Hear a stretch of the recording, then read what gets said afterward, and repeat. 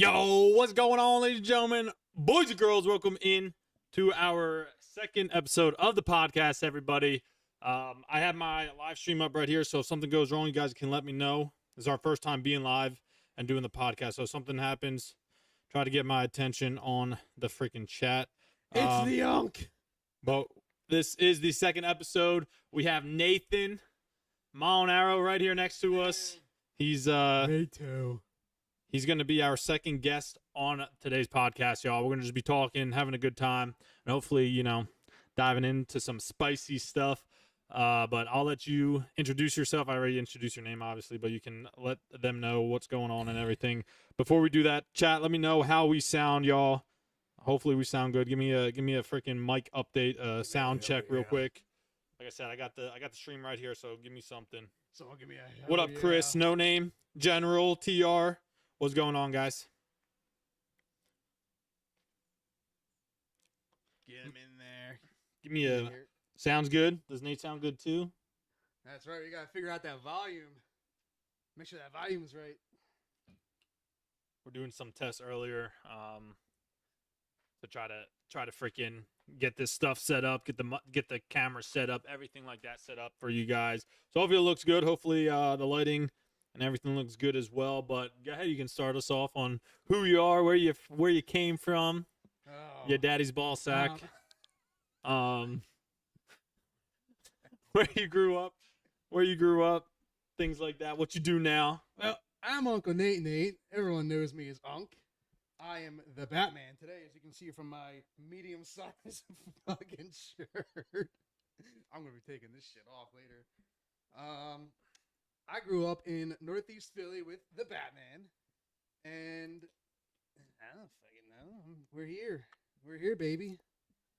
We're here, and we're ready to crush Nelly's podcast. Yeah, we'll see if we do better than Nelly's podcast. But yeah, he grew up like 10, not even maybe like a mile down the street from me. Me too. In the city of Philadelphia that I hate now, but he drove up for the weekend. He's staying here. That's right. 4-hour drive last night. He got here at 10:30 last night, and he woke up late. That's why we started the podcast late too. But What time did you say you were gonna start it? I didn't give him time. I just know how you are. That's one thing we'll get into, Chad, about how this man sucks with time. Had to give Carrie time to wake up, and Chris is there. No name's there. Nate's might be too quiet. Get Nate talking to your mic. Me too. He said, "Speak up, Nate." Hold on, Can y'all. you hear me now, Mr. Krabs? All right. Get Nate talk. How we doing? How you doing? Can you hear me now? How's he sound now, guys? Can you hear me now? I just turned up his gain on his mic. I'm taking this fucking shirt. Take it off on camera.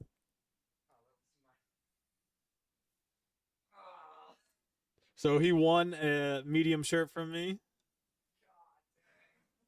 This is one of our, there you go. Okay, better. All right, cool. So this is one of the ones we don't sell anymore, but show it when you take it off. Show the camera. Show them it.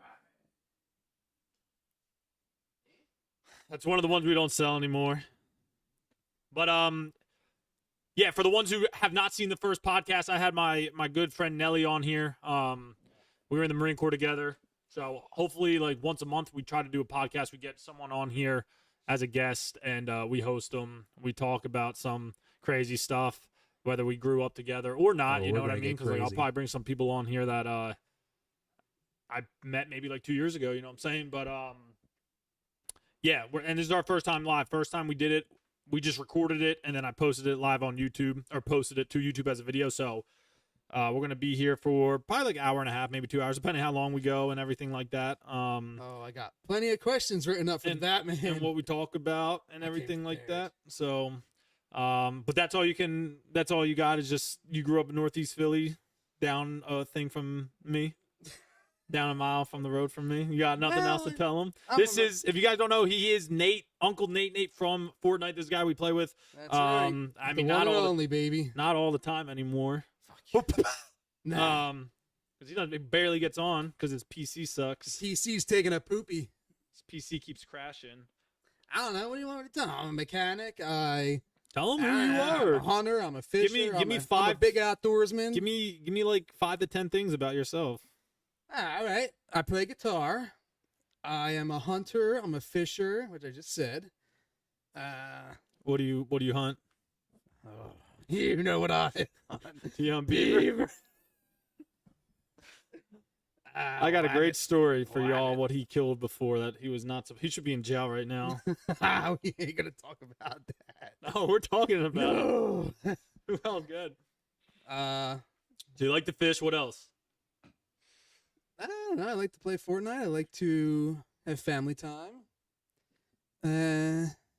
Oh yeah, chat. Before we even get any further, viewer side discretion is advised, y'all. We're gonna be cursing and saying some raw shit here, so we're gonna be fucking raw. I know it's We're like gonna be raw, dog. I know it's a little different from the Fortnite videos we be posting. But you know, we're gonna be cursing and stuff like that. So if you guys don't like it or you're family friendly or whatever the case may be, don't watch it.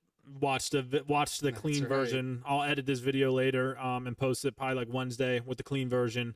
It's still gonna be cursing and I'm not blanking it out because this is this is the whole point of the podcast right here, y'all. To unmask yourself, reveal your true identity. So we're gonna just be raw with it, raw dogging it the whole way through, and we're just gonna be getting into it. But where did that come? Oh yeah, you said what else do you like to do? I was gonna say jerking off. Fuck you. Goddamn right. All day, every day, baby. So what else do you do? I don't know. A lot of side work. A lot of working on cars on the side. Making that dough. Making the dough. Big dough boy. That's why I haven't been on Fortnite as much. Making that money. You don't want to tell them about like where you grew up, how you grew up, like. Do you want me to just ask some questions? Yeah, ask some questions. You want me to ask them? Yeah, all right, so let's see what you got, homeboy.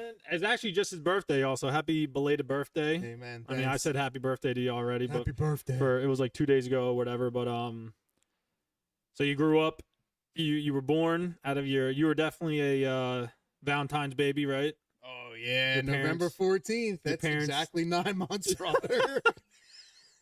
So your parents got it on. You know where they got it on at? It on Valentine's Day, them sickos. Do you know where they got it on at? No.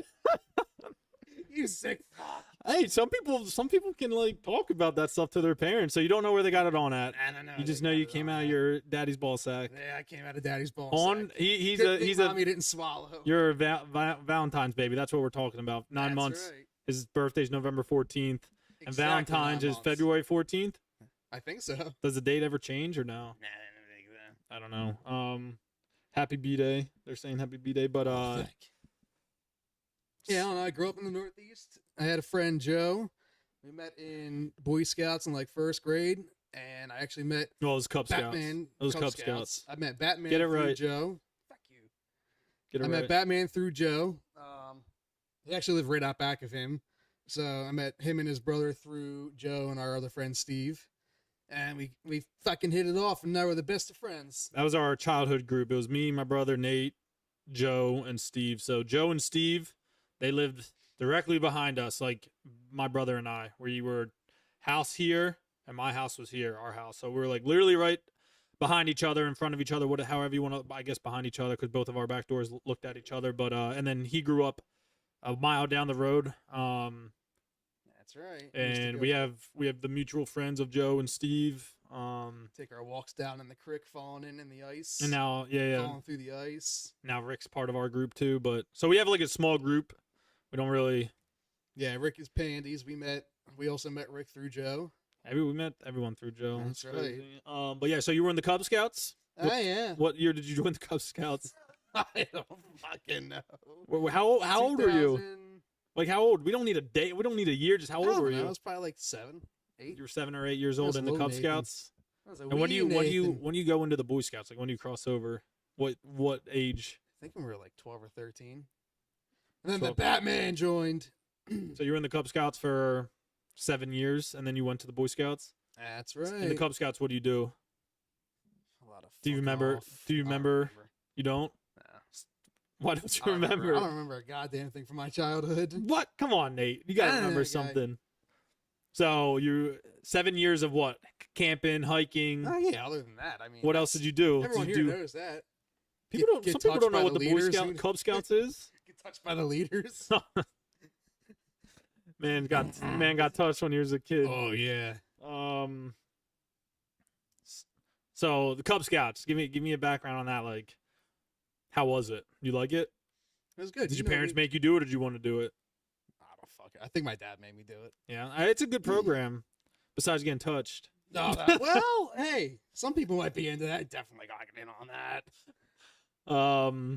No, you know the crew. We had the good crew in Scouts. Yeah. So like, quick backstory. We had the athletic crew in Scouts. Yeah. Quick backstory. We'd be like, why do people call Boy Scouts so homosexual and gay and you know? Not us. Why do people crew. Every time we'd be like, yo, when the Boy Scouts, people would be like, you're fucking gay, and we're like, gay. How are we gay? You know, like how is that?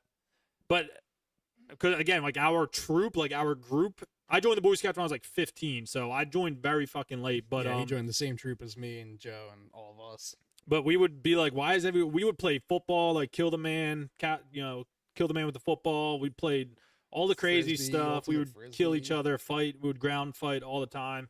Like we were like, why do people think Boy Scouts are so stupid and gay and whatever the case? That's right. And then we went to like a summer camp. Summer camp is where you go to a camp in the woods or wherever the case may be, for like a week, and there's other troops, other organizations within the area, or like 2-3 miles in the radius, that come to the same camp as you, and you guys do stuff together.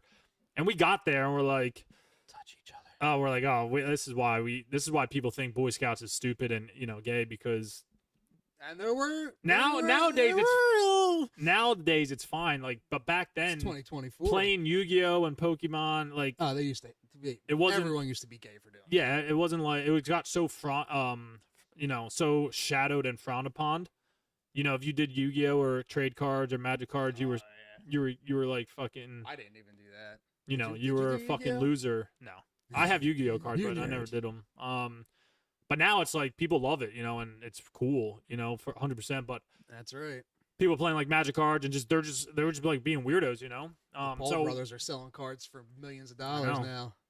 So when we got there, we're like, yo, who wants to play Kill the Man? We would ask like the other troops. No one wanted to play. We're like, what the fuck? What are you guys being pussies for? That's right. Because they were all like nerdy and dorky, and that was just scared. That was like scared of Unk and Bat. No, that was like the generation though back then, dude. It was just weird, Yeah. They were all. I don't know. It was just super weird, but anyway, so that's why I think Boy Scouts gets a bad rep, but I couldn't join right away. I wanted to join first of all because like y'all were there. But I also wanted to be an Eagle Scout and stuff. But right. I had freaking stupid CCD for my sacraments. Not stupid, but I had to get my sacraments for the Catholic Church. My mom made me go, and the meetings were on Tuesdays. That's like the once a week thing where you go in and do whatever you got to do, get touched and stuff like that once a week. My getting touched. That's why I went to the Boy Scouts after. My classes were on Tuesday, so I couldn't go. But once I graduated that. I was like, I'm joining the Boy Scouts, and that's what I did. And I had a damn good time. It was a lot of freaking fun. I think that's where we started, like, really becoming like best friends too. Like, but we were friends before that. But Boy Scouts, like, we were hanging out all the time. Yeah, you guys would go to Boy Scouts, and I would go to my classes. And that's it was right. like, it was dumb, but it was. We were just your normal average kids growing up. We didn't drink. We didn't smoke. That's not your average kids growing up. That's right. We were different. We were weird. We were weird and different. We were going in the woods instead and playing with freaking snakes and walking on ice in the winter, falling through it. We would go in the woods where like the kids went in the woods and drank, Those are the best times, man. Going away from them with paintball guns to shoot them. Yeah, we'll get into that story, but yeah, so we grew up right by the woods, and we would always just chill. We would play video games, hang out, walk to the stores, buy 99-cent Arizona cans. That's right. Like we do. Get the Chinese. I want to say we were normal, but like that wasn't the normal thing. Normal thing was to go out on normal kids. To go out on weekends and fucking party and get drunk while you're 15, 16 years old, getting fucked up in the woods, getting chased. You know what I mean? Like nope, we were in the Chinese food store spitting rice all over the tables, laughing, being animals everywhere. I was like pretty much all like every day we hung out. It was not a That's day. Well, right. I mean, there was obviously days we didn't hang out, but like it was, hey, see you tomorrow. Yeah, cool. All right, what what do we got Yep. going on? We would chill. Marcus would go in to eat. I'd sit out and play basketball in the neighbor's house out back till he was done. We hung out all the time. It was crazy. We were like, I don't know, freaking at least Good 8 hours times. out of the day. We did that shit That's right. every day, every goddamn day. I mean, it was good because we kept our nose clean. We didn't get in fucking any trouble. That's right. You know, because when you do that stuff, more opportunities, like more dangerous opportunities open themselves, Yep. like getting jumped and stupid shit like that. Or again, getting involved with the wrong crowd, and you know what I mean. Not keep your head on straight, pretty much. But yeah, freaking It was a good childhood. when we I remember joining the Boy Scouts. I was so happy, and then we were pretty much inseparable at that point. Like the group, it was me, Joe, and Nate. We were the only three, right? And Steve. Yeah, But Steve stopped, didn't he? Did he stop or did he finish I Boy think he Scouts? finished. So it was just us three, and we ran it. Like we were the guys, like the grown ups that the little kids looked up to. You know what I mean? That's right. But it was awesome. They still do. They love seeing us or saying stuff about us. Yeah. I always talk to like they'll hit me up on Facebook or something, or if I see them outside, they'll ask how we're all doing. Yeah, it was a great like childhood. You made great childhood memories and shit like that. But yeah, it was cool. And you did online schooling for high school or for grade Just school? For high school. Just for high school? You weren't. That's right. Where'd you go for grade school? Christ the King? That's right. I don't fucking remember that. Only for 7. I like seventh literally. and I eighth grade. swear, dude. I literally remember you going to high school or being homeschooled. I don't remember That's you. right. I don't remember you going to school anywhere Well, I besides think I met homeschool. you when I was in Christ the King, or like right before I was. Yeah, it was gone. like 7th or 8th grade, right? Yeah. That makes sense. Well, He yeah, did- because then I was hanging out with Joe like every day because we were going to school together and then hanging out after. Yeah, you guys were. So you did high school 4 years online. That's right. How was that? Oh, so nice. Do you like it? Dude, I could wake up at 11 a.m. and be done by 1 every day. See, like now it's normal, but back then it's like That's not. It right. wasn't normal. Now That's it's like I fucking want to. awesome. When I have kids, I want to fucking homeschool my kids or do online school. That's right. I don't give a damn about their like social awkwardness or anything. Dude, deer season, I could get my whole week's of work done in like 8 hours. Just go deer hunting. So did you not have wake to up worry at about 11? schoolwork. Every day, pretty much. Well, What time did you go to sleep though? Probably like fucking 2, right? late. Fucking gross. Same time as I do now, like 1 or 2. That's crazy. I can't. You know, I do was that. up till 1 last night watching the Mike Tyson fight.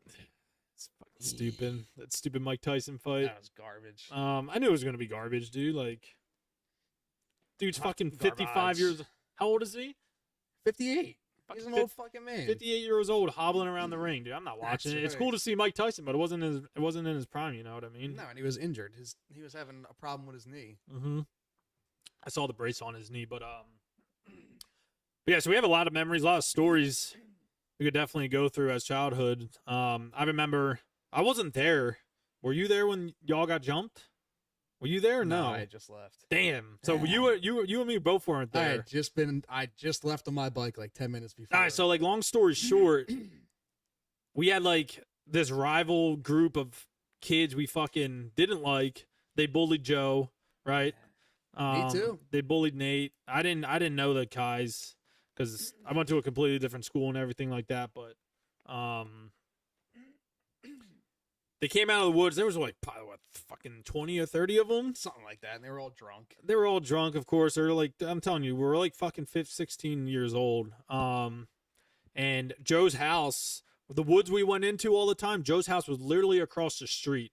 And then from my house, it was just a hop of a fence. And Yep. you're fucking at the woods pretty much. So these are the woods that the kids went drinking in all the time, blah, blah, blah. Like, and I think they were just sitting on the steps right by the woods across the street from Joe's house. I think it was, I right? think so, or they were standing like in the Right. So parking they were lot. just sitting there. They were just chilling. These kids come out of the fucking woods all Just chilling, drunk. man. And I'm just telling my story, what I remember, and what all the shit that Joe, John, Steve, right? Steve was there, Yeah. and He there left to wasn't Mike Naylor there or whatever his fucking name I think was. him and Joe Moe were there too. And Joe Mo, yeah. They came out, and my brother had his girlfriend there at the time, and from what I've heard, this big girl, this fat girl, Oh yeah, this big mama. this fat girl tried to like steal the girl's phone. Who was it? Was it Yeah, Sam? I think they're trying to steal Sam's phone. Her or name was something. Sam. The girlfriend was Sam. They were like throwing rocks at her or something. I forget. And again, from what I remember, John had Sam's phone, and she tried to like go in his pocket to steal the phone. So John like whipped around. John's my brother too, and he's a big motherfucker. All growing That's up, right. he was like fucking 6 foot at like 15 years old. He was a big fucking dude. He still is, obviously. He's like 6'1", 6'2". But She did something. I think she hit him or something. No, John, like, I John thought- punched her in the face. Or I pushed thought her down a he hill. like just pushed her down the I think hill. he pushed her and she rolled down the hill. Yeah, like he tried to go in her pocket. He like swung around and like legit pushed her down the hill, and That's she right. fucking rolled. Oh yeah, she rolled. And then baby. another fucking girl John turned around, and another girl just rocked my brother right in the face. And then our buddy Joe came over and like pushed her down the hill. Again, they weren't like teeing off on these girls. That's right. Just pushed them, to try Just to trying to get them out of the de-escalate. way. Yeah. And then after that, like this other dude came up and like smoked Joe or something. And then it was just a fucking all out brawl. I think Joe said he had 3 dudes on him. Yeah, at this point, it was like an all-out brawl again. We're like 15, 16, so there's fucking kids that are like 4'5", you know what I mean? Little-ass puny kids. I think Joe knocked the one kid out. 'Cause Yep. I saw him the next day with a black eye. And everyone's walking down the fighting. And then street. like the best thing I remember from the story was Joe's stepdad. We call him Big Steve. He's been in our lives, since I was like born. And Leslie, she came out too. Yeah, so she beat the shit out of the fat girl. so Big Steve came out because again, they were right at the house was right across. He was like in the garage, right, or something like Yeah. that. And Steve went over to get them. did he? Steve left to go get them. So Big God Steve bless and him. Big Steve, like back in the day, he was like 5'8". He was big like a boy. bowling ball. He was huge. He freaking worked out. He was a national park cop Like or a something? park ranger or something. Ranger, that's what it is. Like he was a park Gator. ranger, so he's pretty fucking husky. Came over and was like trying to de-escalate the fucking situation, and then the kids like jumped him. And he's got like 3 kids on his back, and he's fucking like flipping them off his back. He's holding the one kid Yeah, up they to the said he- tree. He said he picked the one kid up and held him in the air. Held him in the The air kid like a was like fucking shit in his pants. like a twig. And then Leslie came over, which is Joe's mom. And obviously Big Steve and Leslie are husband and wife. So that's how they were stepdad pretty and much. she beat the shit out of the girl. She came that- over and started smacking was the trying shit to out of the take the girls phone. and scratching them and shit like that. So it was a huge fucking brawl. And of course, Nate and of course I. we just missed it. I don't Nate- know where you were. I don't know where I was either, but of course we weren't there because if we were there, dude, we would have fucking. I feel like we would have fucked them kids up even more. I mean, even just Joe and John did. Like everyone else stood around and watched. Joe and John handled their own yeah, without anyone even helping them. it kind of sucks we weren't there because we were.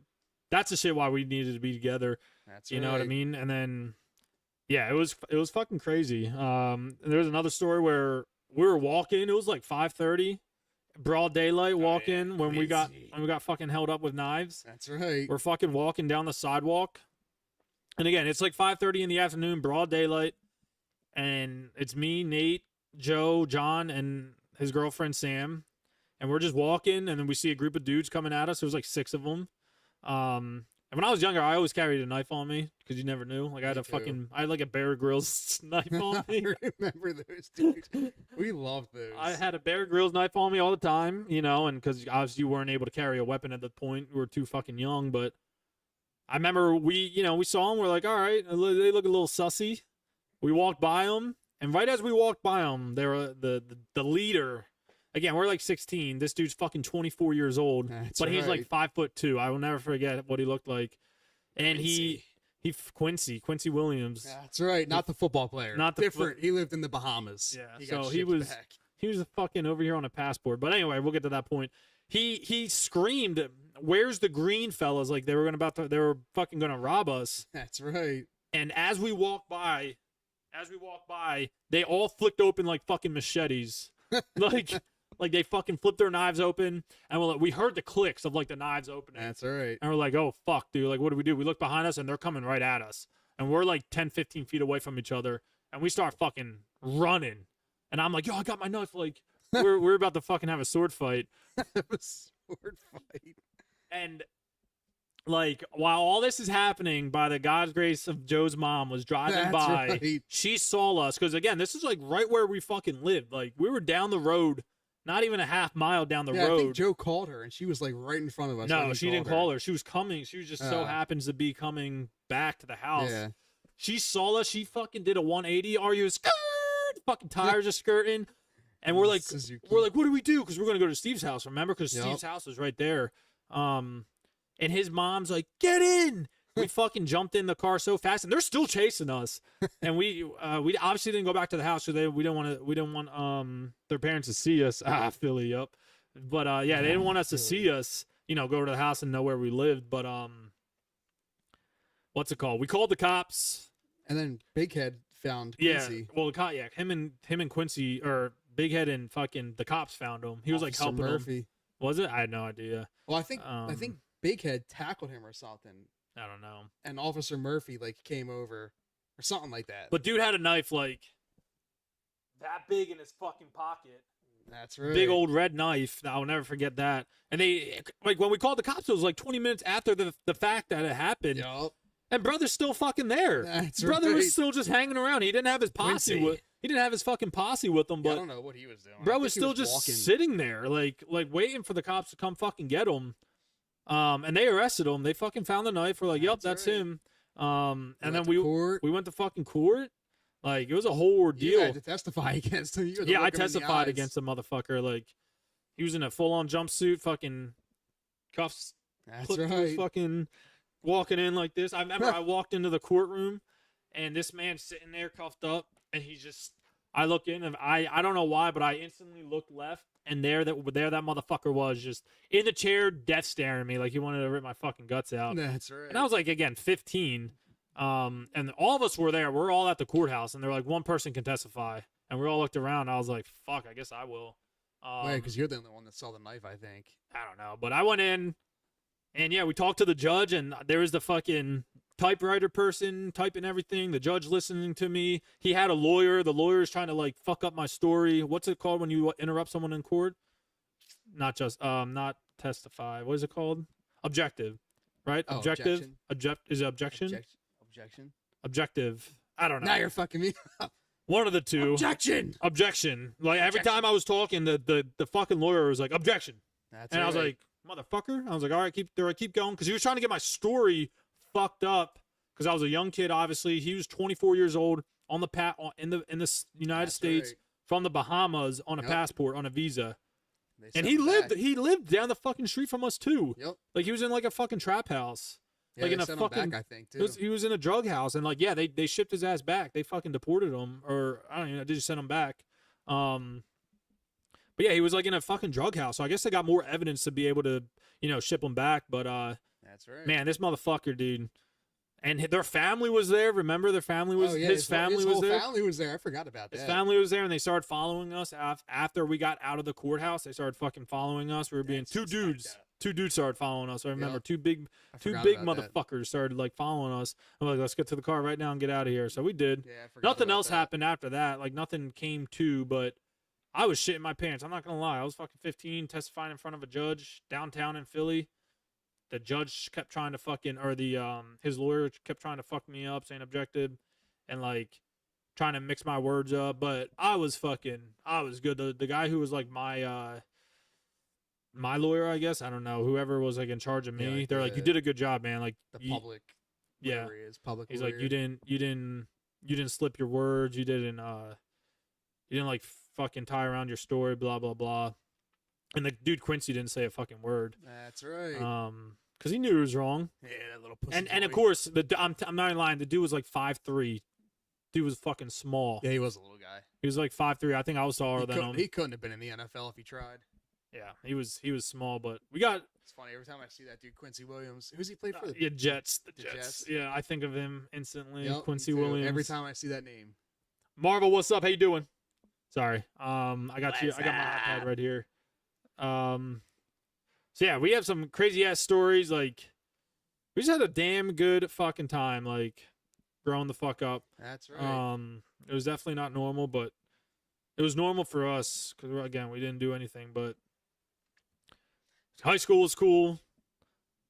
We just hung out, man. We didn't really do nothing too much. Y'all went hunting. I never went hunting because I was always fucking playing sports. Which definitely you wanted to get your hunting license, but you never did. It was such a missed opportunity. I should have stopped. Still good. Should have stopped playing. Not because I had football. I just had so much going on, and then when I went to judge, I fucking kept playing football there too. You know what I mean? Like, That's right. so I was always just doing shit, man. I was swimming, playing basketball. It was just so much, but it was a fun time. So Amen. when you got out of I said college, when you got out of high school, did you know you were gonna do like your junior, senior year? Did you know what you wanted to do? Oh yeah, Daddy always knew he was gonna be a mechanic. You always knew it. I always When knew. did you know? Like when did you find out you knew you wanted to be a mechanic? I was probably like 10 years old. And you knew you wanted to I be knew. a mechanic? I knew when my uncle and my dad and my papa all told me they were mechanics. I knew that was it. Unc may be retiring soon though. Who knows? We'll see. So you did that, and then what? You went after high school. What'd you do? Went right to tech school. Tech school, and that's 20, like a. 2014 to 2015. And what's a tech school?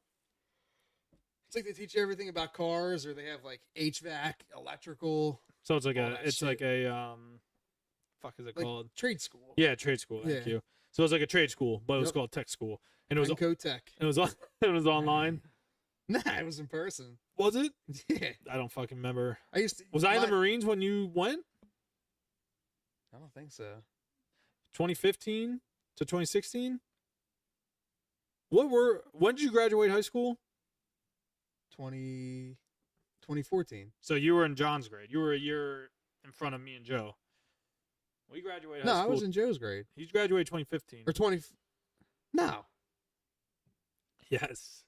maybe it was 2016 then that I got done tech school. So 2015, 2016. Yeah, Yeah, I think you were in school when I went to the Marines. Because I went to the Marines Maybe. early 2016. because like my truck broke down. I had to borrow Joe's truck a couple times to get to school. Are you serious? That's right. I don't remember The you going. exploder. I don't remember you going to school. So I think it was when. Yeah, you might have been gone. Because what you when did you start tech school? 2015, like literally right after high school, a couple months. So like maybe August time frame. September. Yeah, I think it was September to. 'Cause remember, Greg and I went up to the Boy Scouts to. Remember, we were fucking lifeguards up there. That's right. Did you come Maybe up? that's where you were. Nah. Did you come up during that time? Didn't I you don't not think come? so. Yeah, because that's when we did the got you with fucking Chris. Were you working there then? Yeah. think- Ah, God, where was I? I don't fucking don't know. fucking No, maybe it know. was 2014. yeah, I think we were just there for summer camp. Ah. I don't remember, man. I really don't. Maybe it was 2014 because you and I slept in the same tent. Remember, we had that big tent. Oh yeah, It was like we you were had the snuggling together. you had the like the chow chilly. hall. You had like the chow hall, and then like down that road to I don't remember. So you're looking at like Reska Falls fucking chow hall, right? Like Yeah, the dude, parade deck. That campsite was. It was like awesome. off to the left. Remember, where it Yeah. wasn't like down to the hill past the latrines. Remember the one year we Yep. stayed there. No, that them last couple of years where we stayed they were good. Like, Yeah. I liked where they were. Well, they had to because like we had older people like That's right. you know and Greg's mom and stuff who couldn't really do them hills and shit like that. But That's right. yeah, I don't know. Maybe it was 2014. I thought it was. But then we worked there. I worked there. I was a lifeguard at a Boy Scout camp. It was awesome. I stayed there for like 9 weeks, and they housed us. They fed us. They obviously paid us, and I gave kids their merit badge for swimming. And it was like an Eagle Scout required merit badge. So a lot of people always came and had to do it. They had to do it. Like when they came up to the That's camp right. for the week, they had to freaking do it. So they had to at least. maybe it pass was the swim 2014 test. because I did 2015. I went there, and then right after that, I was talking to the recruiter to go to because I wasn't 18 yet. I turned 18 in August, and I couldn't go at 17 because my mom wouldn't sign for me. So I had to wait till I turned 18. So that's why I worked at the Boy Scout camp. Yeah, you were definitely here when I was in tech school. I don't remember. At least man. for a couple months. I don't remember because I remember around January, like holidays came. Obviously, everything really slowed down because of the holidays. And once January hit, like February, I signed up for the Marine Corps or signed up, fucking, enlisted and like That's rose my right. right hand and everything and signed my contract. And then I was off in April. April, I was off. That's right. So it was like a real quick turnaround. But, yeah, I remember that camp was so much fun. I loved going up there with you guys at that Boy Scout camp. And then we went up there. Remember, you came up for the wintertime, right? Remember it was Camp Hart. Wasn't it called Camp Hart? Remember we went up there for the Christmas fucking holiday? Oh yeah. Was that I think, Hart? I think it was Camp Hart. Oh, I forget. I think it was Hart. And we stayed at the Turtle. Yeah, we stayed at, and then we drove home. Me and Joe had to drive home the next day because he had work. I don't know, but that's when you got pulled over. Didn't you get pulled over? You got pulled over, and you're like, "I'm a Boy Scout," and I was in the back seat when we were in the Impala. Yeah, and that was a separate time, I think. I was in the back seat, like, you pulled out the fucking Boy Scout That's card. right. You're goddamn right. He let us go too. It was like Thanksgiving. You were doing. It was around now that we did it. You were speeding. Yeah, I had cruise control on, the fuckers. Well, you were going We down. were going down there. Yeah, you were going cruise control downhill. sped me up. I was like, you got to be kidding. But me. I remember, like, me, you, Chris, Greg, Billy? Joe, Billy. I don't know if Steve was there. I don't know what we were Chris doing. Ropars. We went to one of the cabins and we paid. What was that fucking game called? Gaga.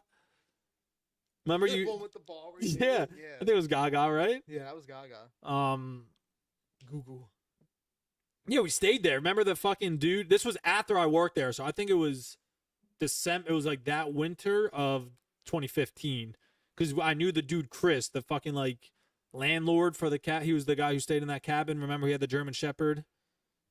The dude Chris. I think his name was Chris. Got you, Chris? No. Different Chris. The warden up there.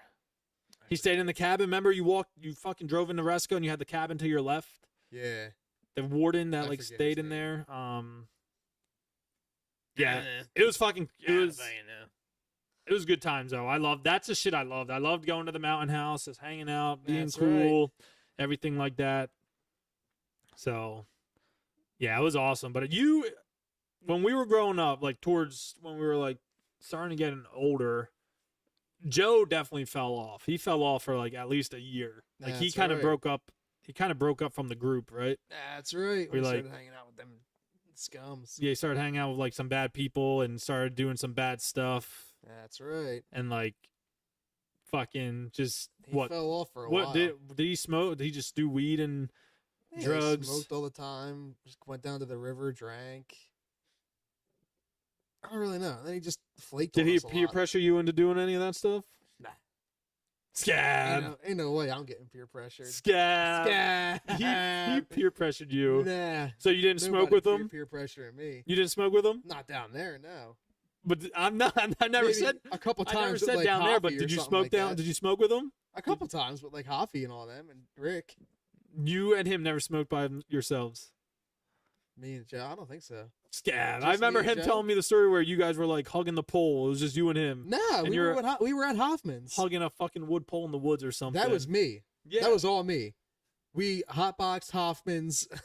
we hotboxed Hoffman's shed. Walked out of the shed. He had like a pole for their the top of their like the roof before you go inside the out back of his house. yeah.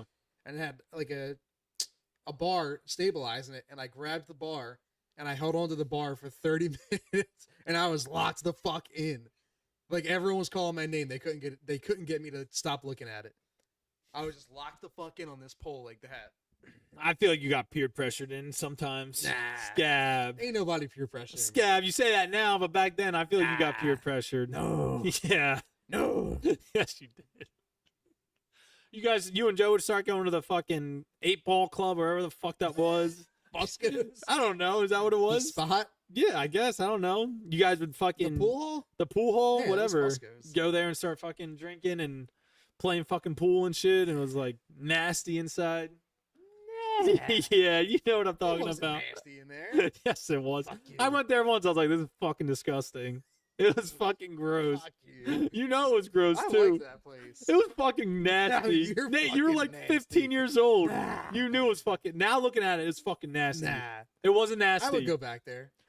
Oh my, yeah. Okay. I know Joe would. I know better pool halls now. I would go to the other I know ones. fucking Joe would. That sweet thing. Right?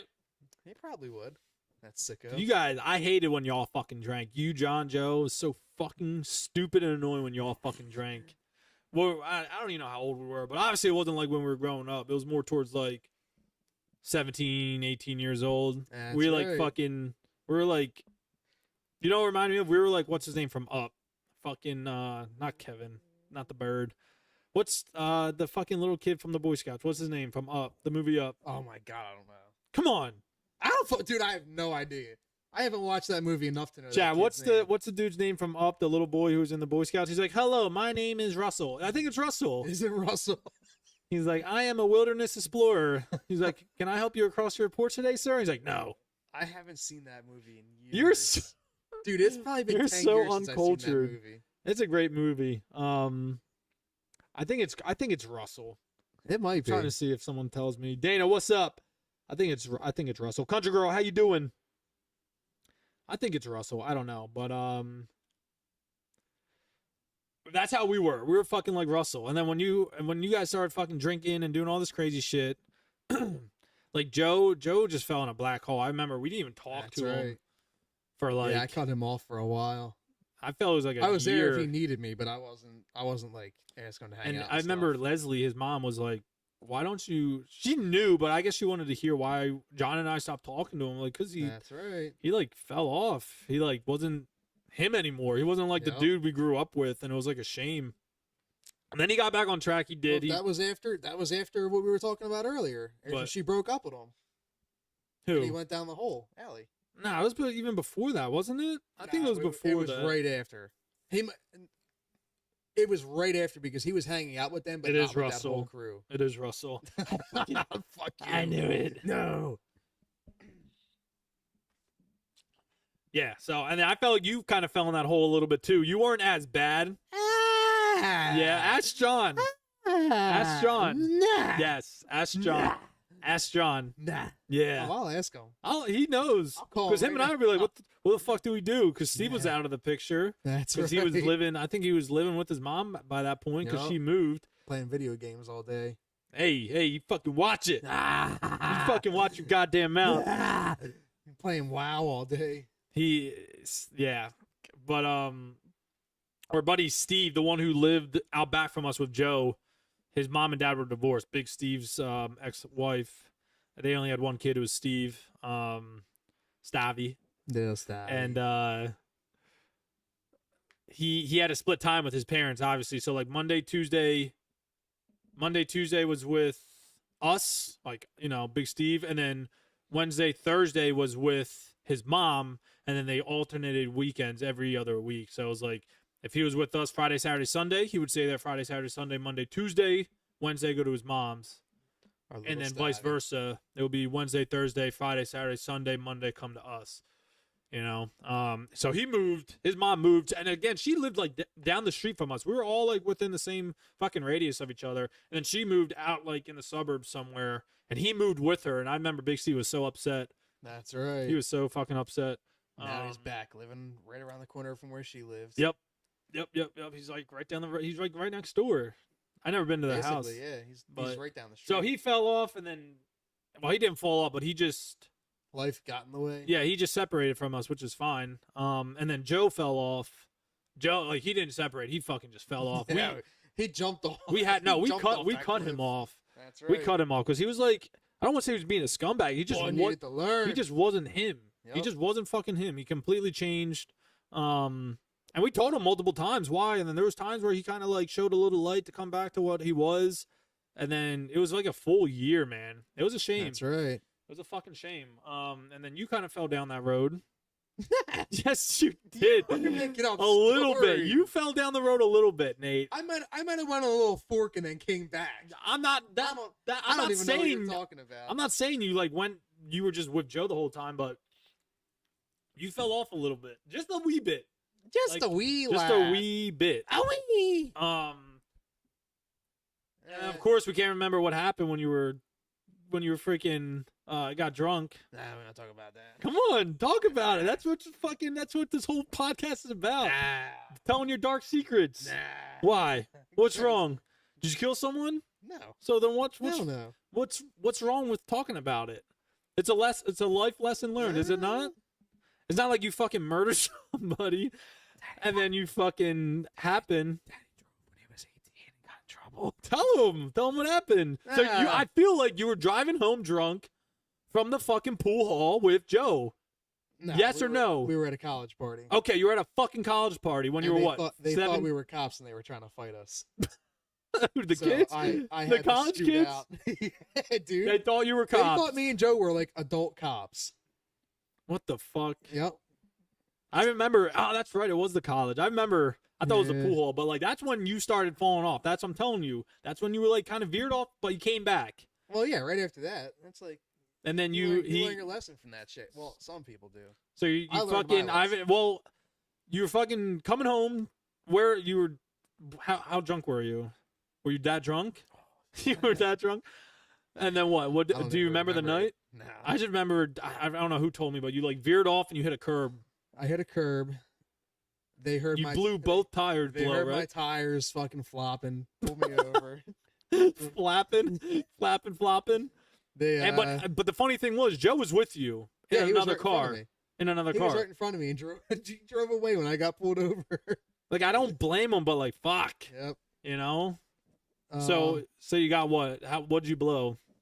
0.19, more than double. At least you didn't kill anybody. That's right. Because that would have been, you would have went to jail for like 20 fucking years. Yep. That would have sucked. So you got your DOI, you got slapped on the wrist. Was the That's cop cool right. with you? Do you remember the cop?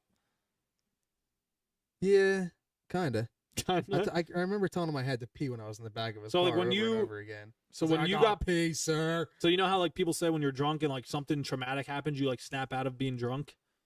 Did you ever have that happen? Like something serious happened and you're like, oh, I was fucking drunk or buzzed and now I'm not because like all my energy and stuff is focusing on this? Nope. Do you know what I'm talking about? I feel like people have said that. I don't know. Well, definitely not that night. I was too gone that night. So you were, when he pulled you over, did you were like, you just were Yeah. fucking loopy? Yep. He was like, "How many did you have?" And I was like, "How many what?" He was like, "You know what?" I was like, "Fuck."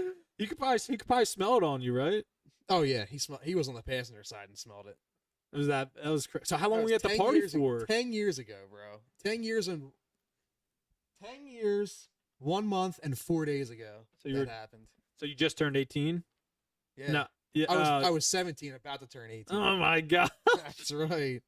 So you were there at the party. You were, how long were you there for before you had to dip? A couple hours probably. And who invited you to the party? You know who? No, I'm asking. I Joe. don't fucking know. So Joe invited you. Joe knew someone. And how the there fuck and did Joe invited get? me. How did Joe get invited? I don't fucking know. He knew someone. Was there. it like at Abington? Like where was Yeah, it? in Was that Penn State Abington? Yep. Oh, fucking Allie went there, didn't she? I don't know. You don't know? Were they? I don't think they were even together at that Yeah, point. I was just say it was 7. You were 17. He was 16. But yeah. Probably. So you were there for a few hours. Learn from it. Don't do it. What were you Because drinking? I learned from that. I lost so much money. What and were so you drinking? much- Oh God, You don't I remember? don't remember. It was shots. Shots, not like It no was beer or shots. anything. And I was scared, and I said we got to go, and we fucking dipped. So out. you were there partying for 3 hours. Say just 3 It was hours. probably 3 hours. So you were just there partying for 3 hours. Obviously, I already know how you are. You were fucking probably just hugging Joe's dick the whole time. 'Cause Nah. You didn't know anybody. Nah. Scab. Don't make me bring up that Tennessee story where you're hugging the ATM, falling Fuck asleep you. on it. Anyway, we'll go down that story or that rabbit hole soon. But so you guys were probably together, and then what? Like they were like, these guys are fucking cops, and you were like, oh fuck. Like why'd you Yeah, get scared? I forget why. I think they were trying to fight Joe. I was Of like, dude, course. we got to get the fuck out. Of course. Here. Why the fuck were they trying to fight Joe? Yeah. Do you know why? I don't fucking know. He was Because probably he being looked like a cop. He's probably being a fucking He looked like a cocksucker. fucking old man. He was probably being a cocksucker. Probably was.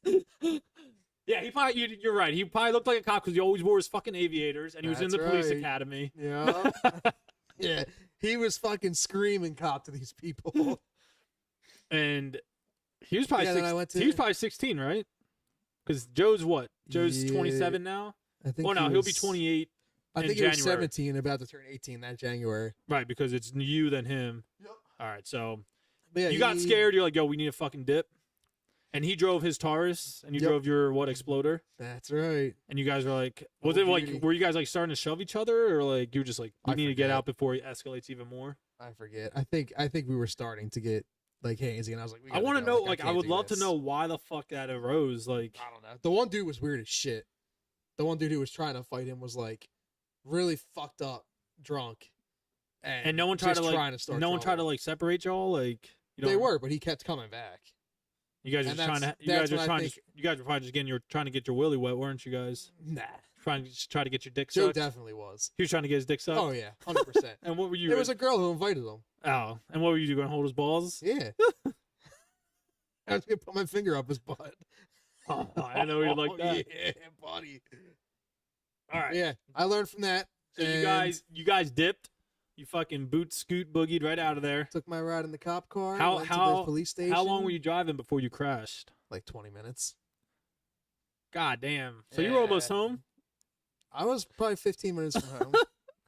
So they made you I leave. was trying to get to a parking lot to change my tires out too. Right. Oh, so you hit it's when you impacted the fucking curb, you just kept driving. Oh yeah. And the cop, so you were like a He fucking was coming that sore way. thumb, just He stays. was coming that way, turned behind me, and came right back out. Damn. So if you didn't hit the curb, you probably would have been Oh, fine. I would have been solid. That sucks. So you fucking hit the curb. He pulls you out. He knows you're fucking drunk. Yeah. And then what? You get in the car. He takes the car keys. He leaves the truck there Yeah. on the side of the road. Took me to the station. Took you Did took the you. blood work. Got the blood work back. And this is all my at parents what- weren't Do answering. you know what time at night it was? Dude, it was like 1 o'clock in the morning. Damn. My parents weren't waking up for them like when they were calling them, and I needed a parent to pick me up because I was underage. So the cop drove me to my house and How came far were you upstairs from? with Do me. you know? Were you like sober at this time? Like, were you getting your attention no. back? You were Oh, still no. drunk. Oh, we'll get there. You'll know how drunk I was. So, So he drives me back home. how far? What station were you at? Like, how far from I the think house? I think like What was it? An Lower- Abington cop? Lower Moreland or Was it? something. Was it an Abington cop? No, was but it- it was close. Was it a Philly cop? Like, who? Do you No, know? it was Moreland, which is like in between, I think. Oh, okay. So he drive. He does his good diligence. Drove me home Drive you like home. 30 minutes from the station. And you were fucking- still? Were you just in the back of the cop car, drunk as fuck, Yeah. like drooling? Pissing Like, my pants. what- did he let you go pee Yeah, at the station. at the station? Yeah. Did they do blood work or piss Oh, yeah, test? they had the ambulance come. They had to do blood work. Did you do a piss test? Nah. No. They did the blood work because it's most accurate. So then he takes me home. I bring him up to my parents in the house. Oh, because you had a key, right? We had Bud. I was like, are you all right with the dog? He's like, yeah, I'm cool. Bud was all over. You had a him, but, key. like, You had your keys on you. yeah. How if you were able to I keep think your like? he kept the truck key and gave Oh. me my keys back. Okay.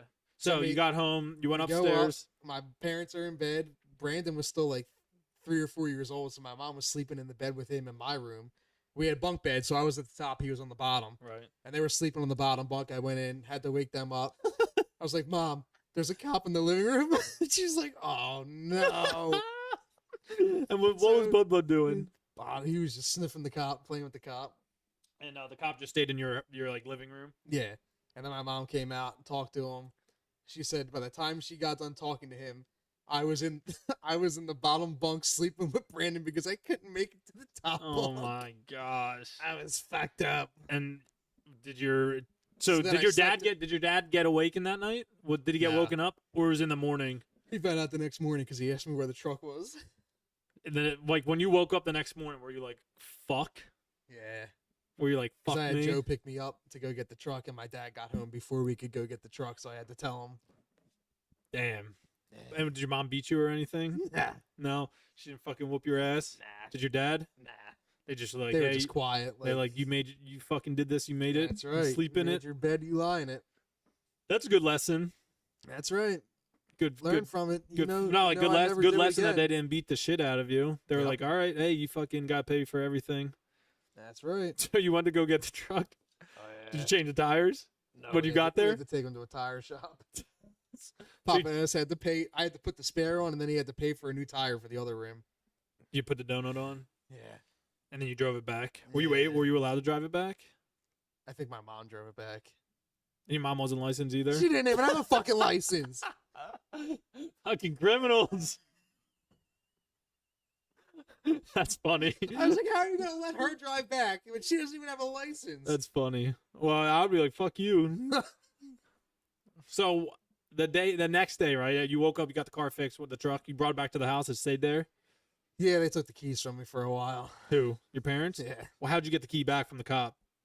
Did you give it to your my mom? and dad got it from him. So like the next day, were you just like shitting bricks the whole day? I'll be so like, Oh yeah. I've been so nervous. I Not was on nervous, edge but all day. like a nervous wreck. I was waiting for my dad to blow up on me, but he never did. And so what? You just have to wait for like paperwork to come in. Like what? How did that happen? I don't even. Because you had to go to court, right? Yep. And you testified. Oh yeah. You did testify, or did you Oh, just yeah. plead guilty? I hired a lawyer. Did you plead guilty? I don't remember. Are you allowed to plead guilty if they like know you're fucking you blew and your blood work and shit? I don't remember. So why'd you I hire? think she just talked them down Why- on like the time of losing license and stuff. So that's why you hired the lawyer. How much the lawyer cost? Like $5,000. 5K. Did you take out a loan? Like how'd you pay for it? I don't remember. I think she gave me like a payment plan. Oh, like every month you paid That's when I so was broke. every month you paid so much money. And what else you had to pay for? Did you have to like do community service? Oh yeah. He did. I did like 40 hours of community service. When to like go every through, like- Saturday? Yeah.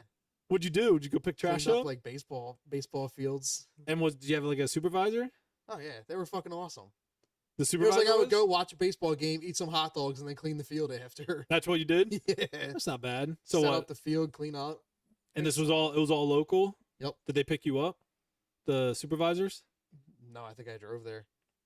I still had the license to drive there. So when did you get your license taken from you? Oh yeah. For how long? 3 months. That's not bad. That's right. But that wasn't until you were found guilty, right? So you were able to drive and shit all the way through, like Yeah, all the let way me up keep to it the for like a year. all the way up to the court date, right?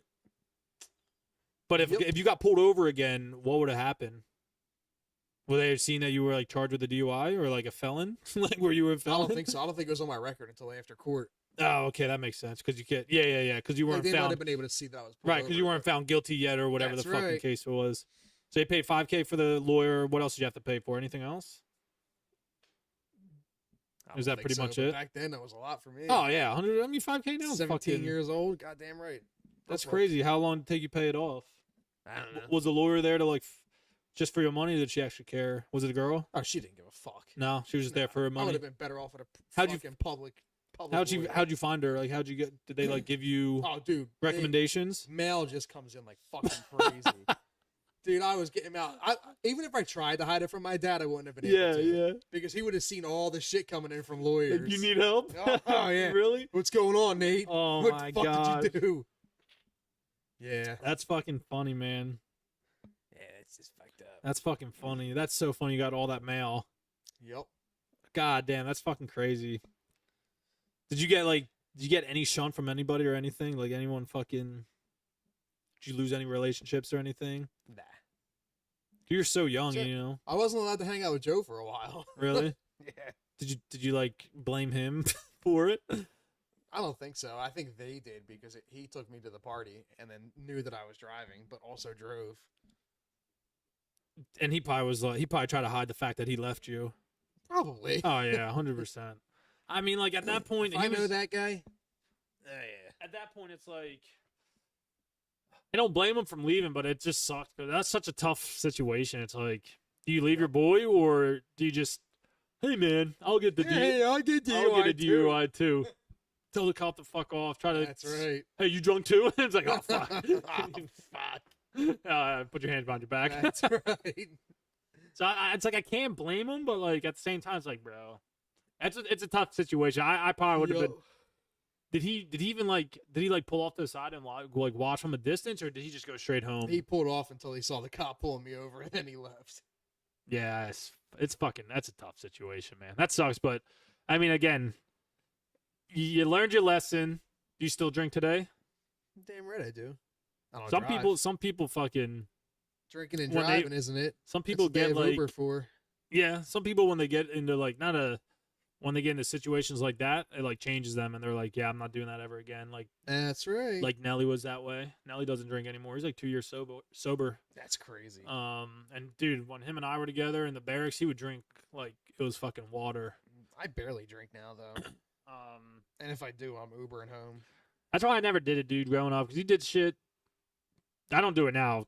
I don't drink now, but like back then, edge. obviously you're fucking more immature. You're just like, fuck yeah, it's so cool to get drunk, man. Like that's the fucking cool thing to do, bro. Like if you don't get drunk, you're not fucking cool. Like That's I right. never fell into that, but like that's what it was growing up. If you didn't drink, you weren't fucking cool. That's right.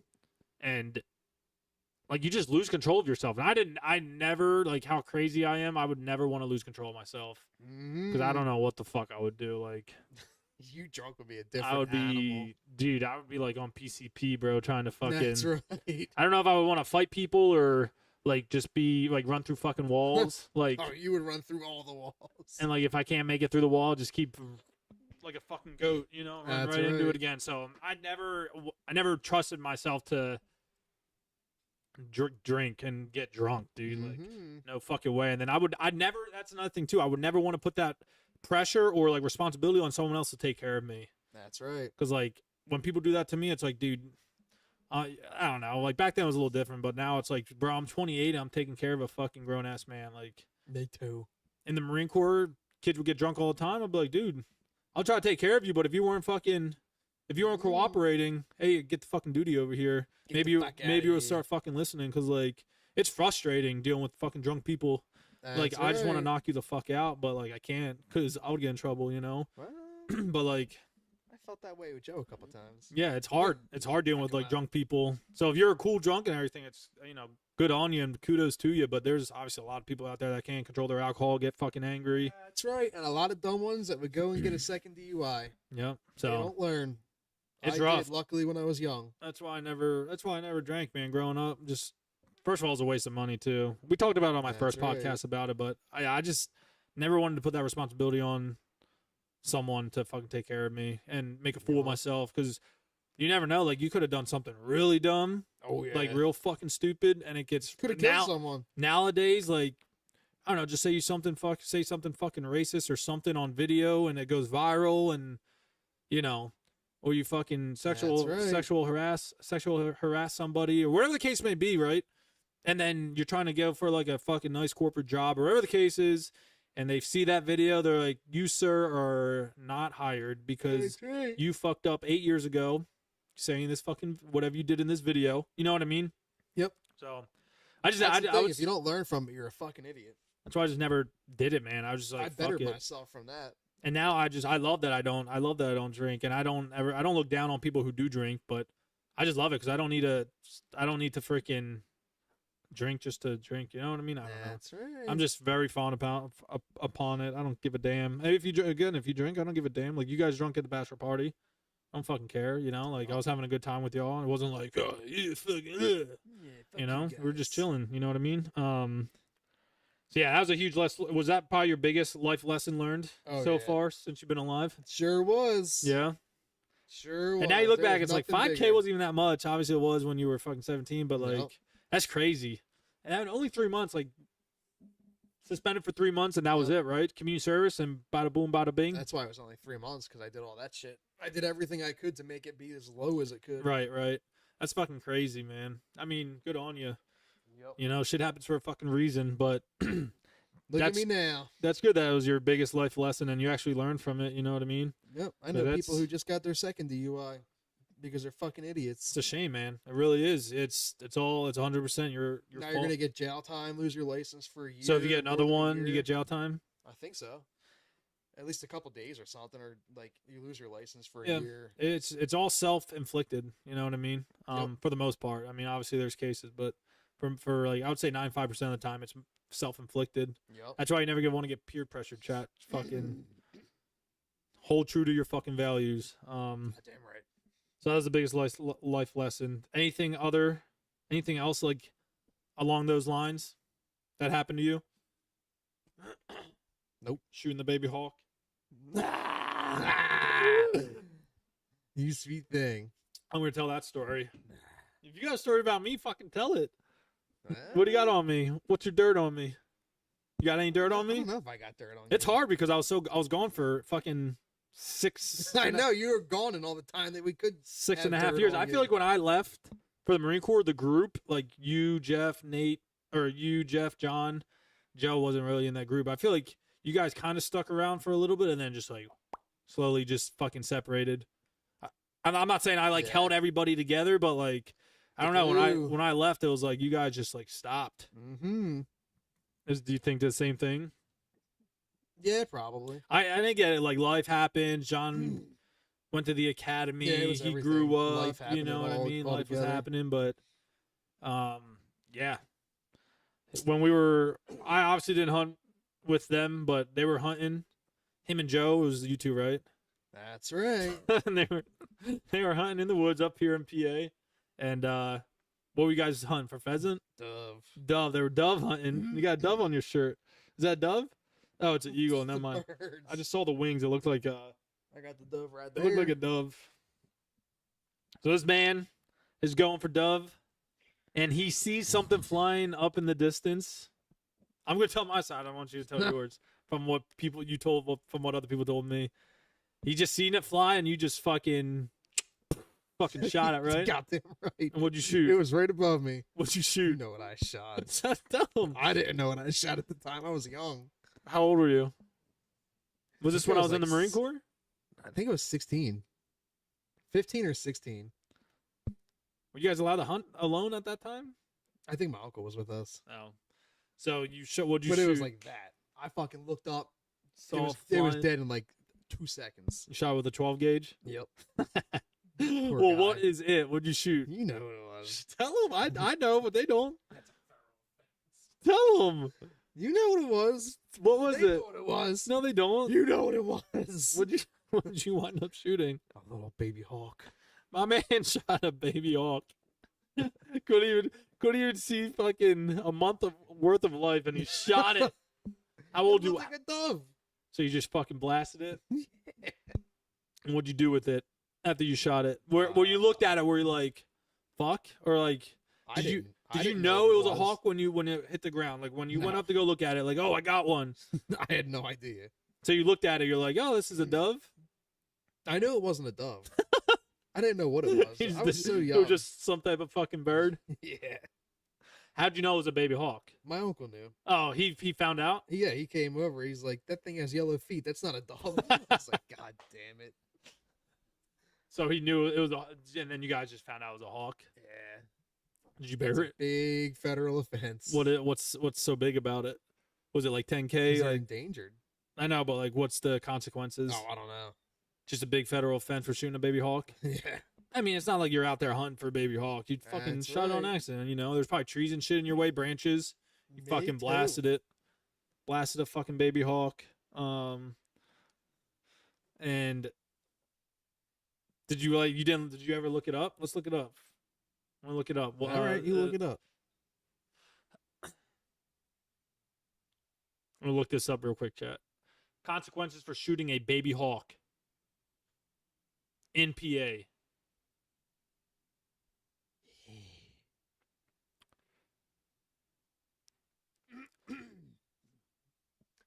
I think it's like $10,000 or All right, here it is. Hold on, this brought up a document. It says penalties shall be imposed for violations of Title I misdemeanor of the first degree, not less than 2,000. I don't know. Is it illegal to shoot hawks or any bird? No. It says what happens when you shoot a hawk? The hawk dies. That's literally on the No internet. shit. What the fuck? It's a misdemeanor to hurt, harmless, kill, etc. native birds in the U.S. I don't know what the consequences are, but it's probably like at least $1,000 fine. Yeah, So what'd you do? Did you bury it? I forget. How I do you just hid it forget? in the bushes. What? I think I just hid it in the bushes. You fucking just yeeted it into Ah, the you went bush? to bushes. You just fucking just tossed it? Frisbee. You didn't even bury it? I definitely didn't bury it. So you I just, didn't have time for that. just picked it up and was like fucking flicked it like a booger? Probably. And did you guys keep that a secret? Or did Joe Oh, yeah. did Joe just tell everybody? No, I don't think he did. No. Until what? Maybe a couple years later? Like how we're saying, Yeah. how we're calling the story now? I think John fucked with me and acted like people called Acme when we worked there and were asking for me and acted like they were like state State reps. people. Yeah, That's funny. That's pretty funny. That's a funny ass story, shooting a baby hawk. that's right. But yeah, we have a lot of shit. We have a lot of stories. That's right. Many. Try to think of other ones, other stories. funny stories. Uh, What's your least favorite thing about me when we were growing up, because it was hard. It's hard now, like not now, but growing up, because I left. I wasn't with you guys we were together probably for what, like maybe 4 or 5 years, if that. Now I don't even know. When did we meet? Like 5. When did we start? We probably met around 13, 14. I think we were 12 or 13. Yeah, my balls definitely didn't drop when we met. That's right. I don't think You still any had that of squeaky voice. I don't think any of us fucking balls dropped. Like maybe John, because he's fucking a mammoth. Bigfoot. But yeah. So we met at like 12, 13, and then I left at like 18 years old. So yeah, you guys like hated me when you met me. 5 years. I don't remember not hating you.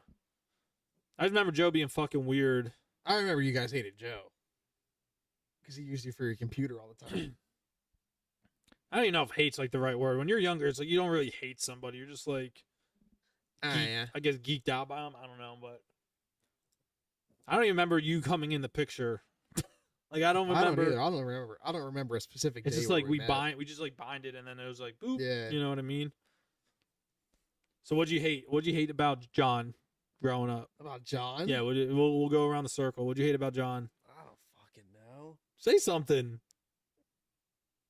What'd you hate about him? What, not hate, but like what pissed you off that he always did to you, or like just mouth chewing? Like what the fuck? You know, like something. Mouth. I don't know. I'm just saying, like, what did you hate? Not hate, but what did you like? Fucking like piss you off, I guess, or get on your nerves, or whatever the case may be. I don't know. I think he would always try to rub in like who he was dating to me. Who did he? Oh, so he only dated Sam, the girl Sam, right? Yeah. Sam. And you liked her, right? Everybody liked her. I feel like Joe liked her too. Oh, Joe. Oh, yeah. Joe definitely liked her. I'm the only one who didn't. I hated her. Remember how much I hate her? You did. I fucking hated that bitch. Yeah, Joe definitely liked her. So you, Joe, and John all like the same girl. No, Joe liked fucking Bertle. What's her name? Caitlin. Berdurtle? Berdurtle. What's her name? It's Berdurtle? Caitlin Burdell. Burdell, that's it. Yeah. Well, yeah, I mean, like, So did you. You dated her for like 2 weeks. Just fucking dated, right? Yeah. Fucking. You guys were like, oh, we're brother and sister, and then started Who? dating. She always said that you were like her brother, and then she wanted to date she said you. about that to Joe. I Because thought she said it about you. Joe liked her. Remember how Joe liked her? Oh, I remember. But she said that about him. I remember her and I dated. I don't even know. There was like 2 weeks you guys I don't even know. dated. I don't even know if you hung out with her. Bro, I don't even know if I asked her out. I remember walking her home. That's right. And that's it. And people were trying to like make us fucking like hook up and shit and fucking in public and stuff. Weirdos. So John would rub in the girl he was dating to you. It was Sam, right? Yeah, I think so. I think that was it. Was it worth it? You could probably ask him too. He would shake his head no. That's it's just different when you're growing up, dude. Now that we're both all more mature and shit. You know what I'm saying? Like that's right. You're definitely more mature growing up. He always, I don't know. Yeah, he was like, I don't even know the right word for it. He would antagonize. He would antagonize for us to do something to each other. That's right. Like for Joe to hit you or you to hit Joe or vice versa, whatever the case may be. That's what he always fucking did. He would antagonize all the time. And I think he was like ashamed of us. What do you mean? Like he was like, yeah, they're my friends. You know what I mean? To like other people. Yeah, they're my like, friends. To his like These school. are my fucking weird friends. To his school friends. You know Yeah. what I mean? Because like Yeah, he was like trying to get in the cool group. Definitely, You know what I mean? Definitely. All right, what about Joe? Oh, Flaky McGee. We already know that's the easy one. Just because he would just He's not a true to fucking his flake. word. To this day. To this day, that is my only gripe with Joe. That's He it? Flakes. Yeah, Just flakes that's it. on you? Yeah. Okay. He flakes too much. He does. But that's a good thing about being fucking best friends. We can call each other out on shit. That's right. And we'll just be like, whatever, fuck He you. knows he's a flake. We'll be I like, hope he's fuck you. watching. I hope he watches this. But still, we'll just be flake. like, fuck you, and we won't change. That's right. Even though Yeah, he's still gonna flake. even if it pisses you off. we'll That's be like, right. Fuck you. What about Stavi? He would always try to. It's probably even the same thing for you. He would always try to act tough. Who? or like get big. Stavi? Yeah. I remember that. Yeah. Yeah. You used to fucking hate that when he would get like act like he was like bigger and tougher and shit like that. It was just the alpha male in us. Yep. You know what I mean? Growing up. What about me? Where to start? Was there one thing you didn't like when I growing up with each other? I feel like I always looked out for you the most out of everybody else. I was gonna say I can't even think of anything for you. I feel like I know you and Joe were more closer, but I feel like I stuck I fucking tried harder for you than any other dude, like That's right. any of them guys. Like I would always try to fucking make it work for you somehow, some way. I remember. Oh, go ahead. You got anything? I don't think so, dude. Nate, you can fucking tell me. I'm right here. I really don't. I remember for me, I don't have anything. First of all, I don't even like fucking remember, man. Honestly, my memory's like so kind of shot from it. But growing up, I always remember they were like, "Why can't you go over to fucking Nate's house?" I'm like, "Because like we fucking can." Like fuck. That's like right. what don't you understand? I remember like Leslie was huge on that. Yeah, my parents didn't want people coming over. Whatever. It was fucking so annoying. I was like, "Who cares?" Fuck. Like, Yep. you know what I mean? And Joe, same thing with Joe. He would always just flake on us. He just wasn't true to his word, and that I think with you it would just be that you would come over and like smack me or something, like hard as shit too. He would just come over and just fuck for no reason. I don't remember that.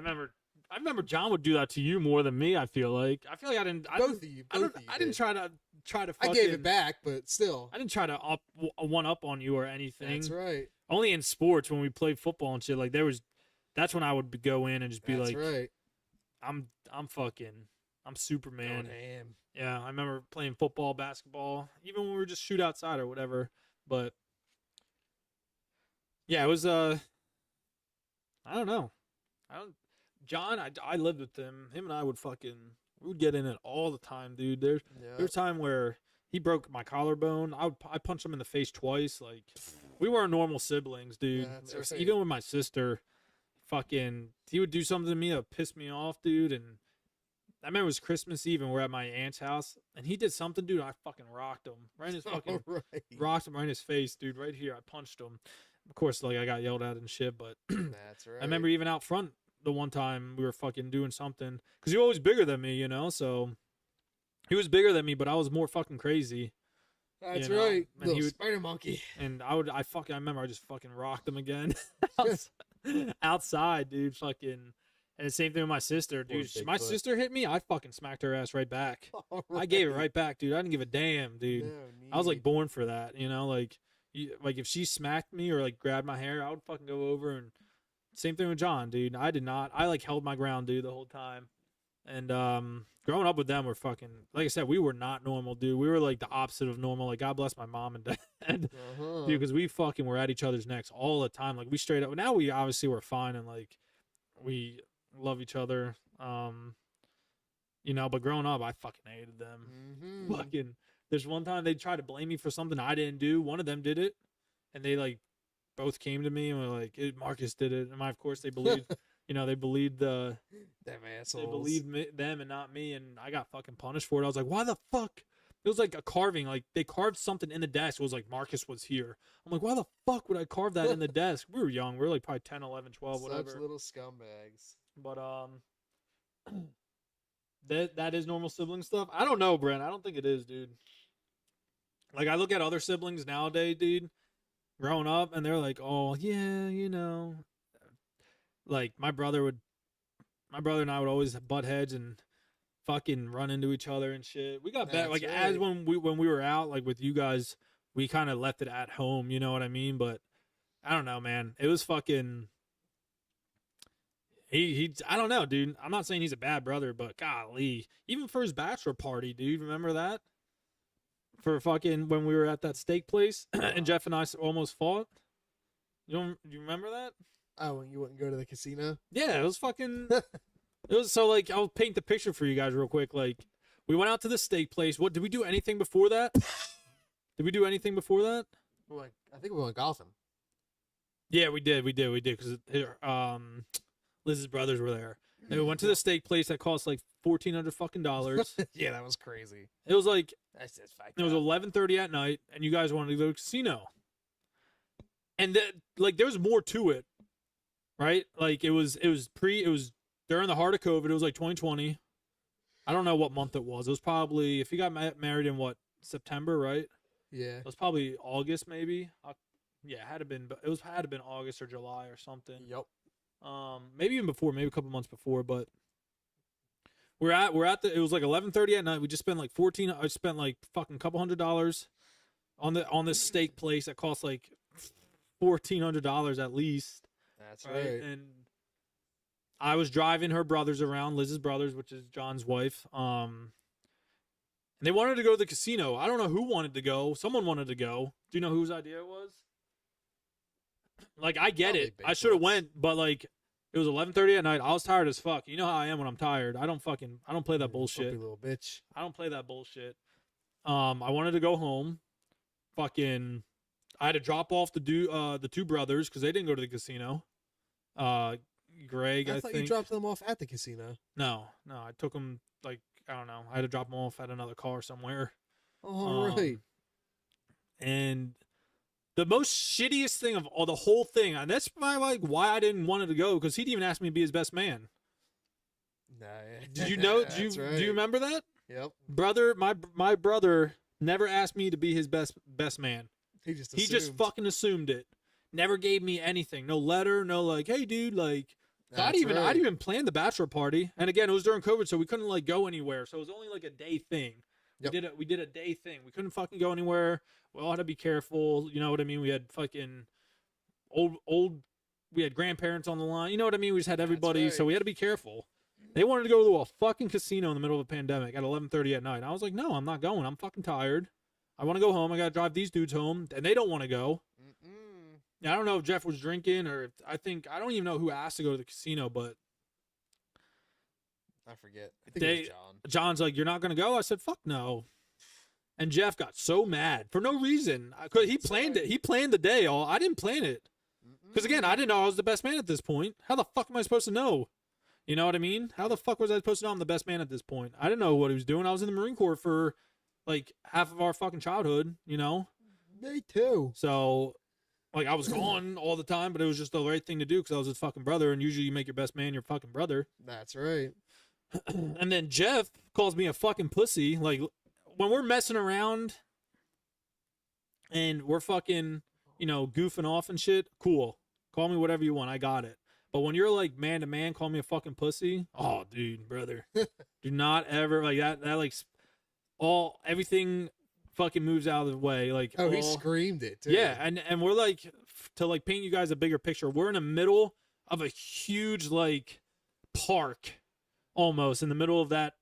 It was like you could sit down, have a fire. It was like a strip mall almost, and we're in the middle, dude. There's like Lamborghinis. Remember all them nice fucking cars there? That's right. And it's pretty crowded. Like, again, it's COVID. I guess no one cared, but we're in a rich ass fucking like portion of Philly, or was it Philly? No, it's King of Prussia. KFP. Is that Philly? No, King of Nah. Prussia. King They're of like right Prussia. near each other. But if you guys know King of Prussia, it's pretty like there's a rich ass part to it. That's right. And we're like outside in the middle, like we're dead smack in the middle of everybody, And somehow it escalated to us screaming. Like, Jeff called me a pussy right in my fucking face, and I got so mad. I just wanted to fucking knock his ass out. I really did. And I was like, I'm a fucking pussy, right? I'm a fucking pussy. And we started going at it. I started smacking my hands in his fucking face. Like, we were going at it. And I remember turning to John and, like, screaming at him because I was like, shame on you for not fucking stepping up and fucking saying anything. Like, I even got mad at you, and Joe was there, right? Who else was there? It was you, Joe. I think so. I didn't get really too mad at you guys. It was like Jeff I was mad at, John I was infuriated with, and then you guys I was like, what the fuck, guys? Like, John should have stepped in and been like, hey, it's okay. Like, he doesn't have to go to the fucking casino. You know what I mean? Like, That's right. It could have got to the point to where we didn't have to start screaming at each other. Someone almost called the cops. Someone said call the cops. I don't know if you remember that. I remember like it was yesterday, dude. That's like one of the weird things. I remember like it was fucking yesterday. Jeff and I are in each chase. I'm in his face screaming and smack. I was like this. I'm a fucking pussy, right? I'm a fucking pussy, right? Fucking getting all hyped. I was about to go. You and Joe were just sitting there. John, you guys just, yeah. John was just like, John, all three of you guys just like were sitting there with your dicks in your hands. And Jeff and I don't know if Jeff was scared or not. I never asked him about it because again, we got over it, chat. Like we didn't fucking, we were grown ass fucking men about it. But someone's like, call the cops, and like the whole like area was just quiet. I remember like you could hear a fucking needle drop. That's right. It was so fucking quiet because everyone's like, oh shit, like a fight's about to break out. It's about to go It's down. about to go down. So I was like, I was so fucking mad. And then at that point, I definitely wasn't going to the casino. Like I was like, I don't give a fuck what you say. I don't give a flying fuck. You know how many fucks I give? 0. And I was like, I'm not fucking going. Like I don't give a fuck what you guys say. And then I dropped them dudes off. I think I dropped someone off at the casino, and then I drove and dropped the other 2 dudes off. And the other guy, God, what's his name? The dude I worked with at the roofing company, one of Liz's brother. I forget his name. Dave, yeah, it was Dave. Dave's like, holy fuck, man. He's like, that was intense. He's like, what the fuck was that all about? He's like, dude, like, it was crazy. I was like, I know, bro. Like, I don't know, blah, blah, blah. And that's when I told him about John never even asked me to be his best man. He's like, are you fucking kidding me? Like, it was a whole ordeal. And then, like, a couple days later, like, I didn't talk to Jeff. I barely talked to you guys. I barely talked to John. Like, I talked to you and Joe more than I talked to John and Jeff. I didn't want to talk in the group chat. Because again, like you, Joe didn't do anything, John didn't do anything, Jeff fucking, him and I were, you know, on the hot plate. I didn't talk to any of y'all. I was like, fuck you guys, like, goddamn, like no one backed any of me or Jeff up. Like we're supposed to be best fucking friends. John didn't step in, and then my mom called me in, and Raphael called me in, and Raphael is my sister, and we sat down in the computer room, and we had a talk, like the family talk. Oh, what a treat. And my mom's crying. Rat's crying. What the fuck? I'm going, dude, I was a savage, dude. I was going off, man. I was fucking letting each and every one, I was letting them all have it. I gave them a piece of my fucking attitude, dude. I fucking gave it to them, dude. Like, fuck, man. I remember not screaming, but I was like, he didn't even fucking ask me to be his fucking best man, Mom. And she's like, John Joseph. She's like, Marcus Anthony. You know, she's fucking like used his middle name, and John's sitting there like, you know, with his fucking retard face, and like, she's like, are you kidding me? He's like, you know, his fucking face he does, his little fucking flares, I know flares his fucking lips out and shit. And she's like, you never asked him? I was like, fuck no. I didn't even let John answer. I was like, fuck no, he didn't even ask me. And I was like, dude. And then like somehow we went down when I was in the military, because this was after I got out. And I was like, where the fuck were you guys when I got home from deployment? Like, because when I got home from the 9-month deployment, no one came down to see me. No one like welcomed me back home. So I was like out of the States for almost a year. Went home a year later because it was like March. No, it was like April. I went home for like my post or pre-deployment leave, and then I came home in March and went home like the end of March for my post-deployment leave. So it was like almost a damn year since I was home. And like everybody's found, I told it in my first podcast, so I'll just like scratch the surface for the people who don't know what was happening. But like everybody's family's there, welcome them home, like welcome home, yeah, we love you, you know, like all that fucking goo goo gaga shit, right? Like fucking loving your family, blah blah blah. I got off the thing, and like I that was our first time, you know, so like deploying, so I didn't know if my mom was gonna be there, or Rob, or my brother, my sister, or fucking Melanie. Mel. That's that my bitch. ex-girl. That bitch. My ex-girlfriend. Fuck that and bitch. like, yeah, so I just got home, got off the bus, grabbed my fucking bags, Fucking go sweet chin and music went right now. and went up the fucking steps, right? And it was sad. It was fucking right. It was sad. I came home. I was 19. I just turned 19 out there, so of course I was upset. And then it just made it worse seeing everybody's fucking families there too. You know, I was like rubbing it in.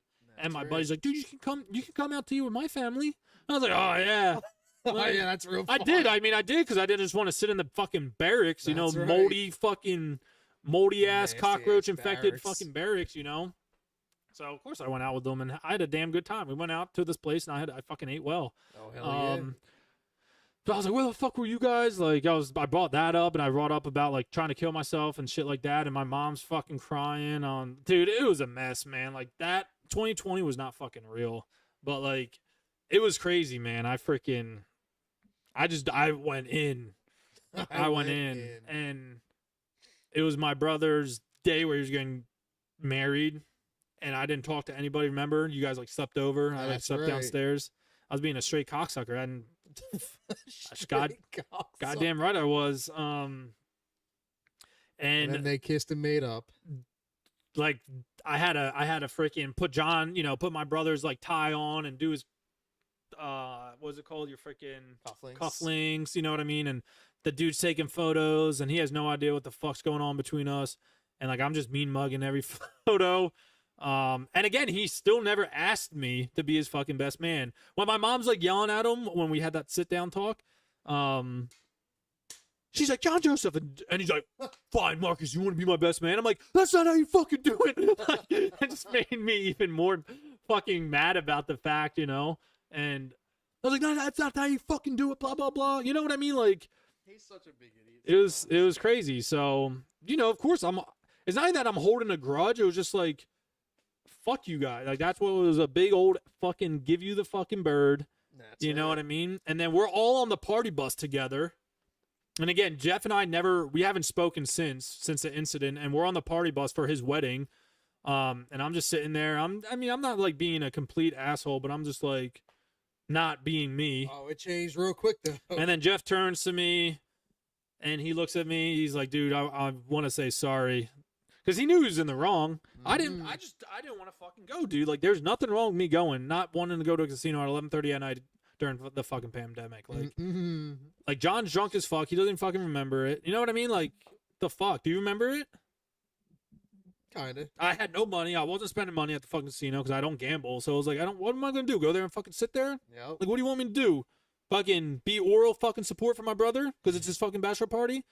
When he's fucking probably 10 seats down because it's COVID. You know what I mean? Yeah, like, right. What the fuck am I going to do there? So, and then, everything we just talked about was piled on top of that. So that's why I didn't go. But like, Jeff turned to me and he's like, hey, I just want to say I'm sorry. And he's put his hand out and, I could have been like, fuck you. You know what I mean? It could have went down another way, but I was like, that's all I wanted to hear, Jeff. I was like, that's all I wanted. Thank you. And I fucking shook his hand. And then that's when I got up. And he went into stripper mode. The video I just put in our I just put it in the Discord. Did you post it, taking the dollar out of Joe's mouth? I just put the whole video in the Discord where the one where you're like up on the pole. I just got up and started dancing, and everybody else on that bus was fucking losers, dude. The girls weren't dancing. That's I'm not asking. I'm not like you. Like we were dancing, but like I'm not. My sister was in the party. Her friends. Yep. We're not like asking for these girls to start stripping and shit and like. You know what I mean? Giving us fucking lap dances, but That's they're what we just had you for. people just sitting there, dude, drinking. I'm like, get the fuck up and start. It's a party bus. We might as well be on a fucking yellow school bus. You guys are just sitting down. Like, we had a pole in the middle, like fucking poles on the upwards on the upper deck. Like, music's bumping. You know what I mean? Like, Your buddy Andy and I was the only one who got up and just started like fucking grinding on people and throwing my junk in people's faces. Obviously not the girls, but like that would have been pretty funny. Just for the boys. Yeah, I don't Throwing think it in I don't Joe's I don't face. think they wanted me to strip on them. Nah, probably not. No, so I didn't strip on them, but yeah, freaking just started throwing my schlong everywhere and land that Throwing fucking it back. thing. Gotta loosen them fuckers up, and just let That's them right. fucking dance, let them have a good time, breathe. So yeah, it was a pretty crazy moment. Like after I got out of the Marine Corps, like what the fuck, dude?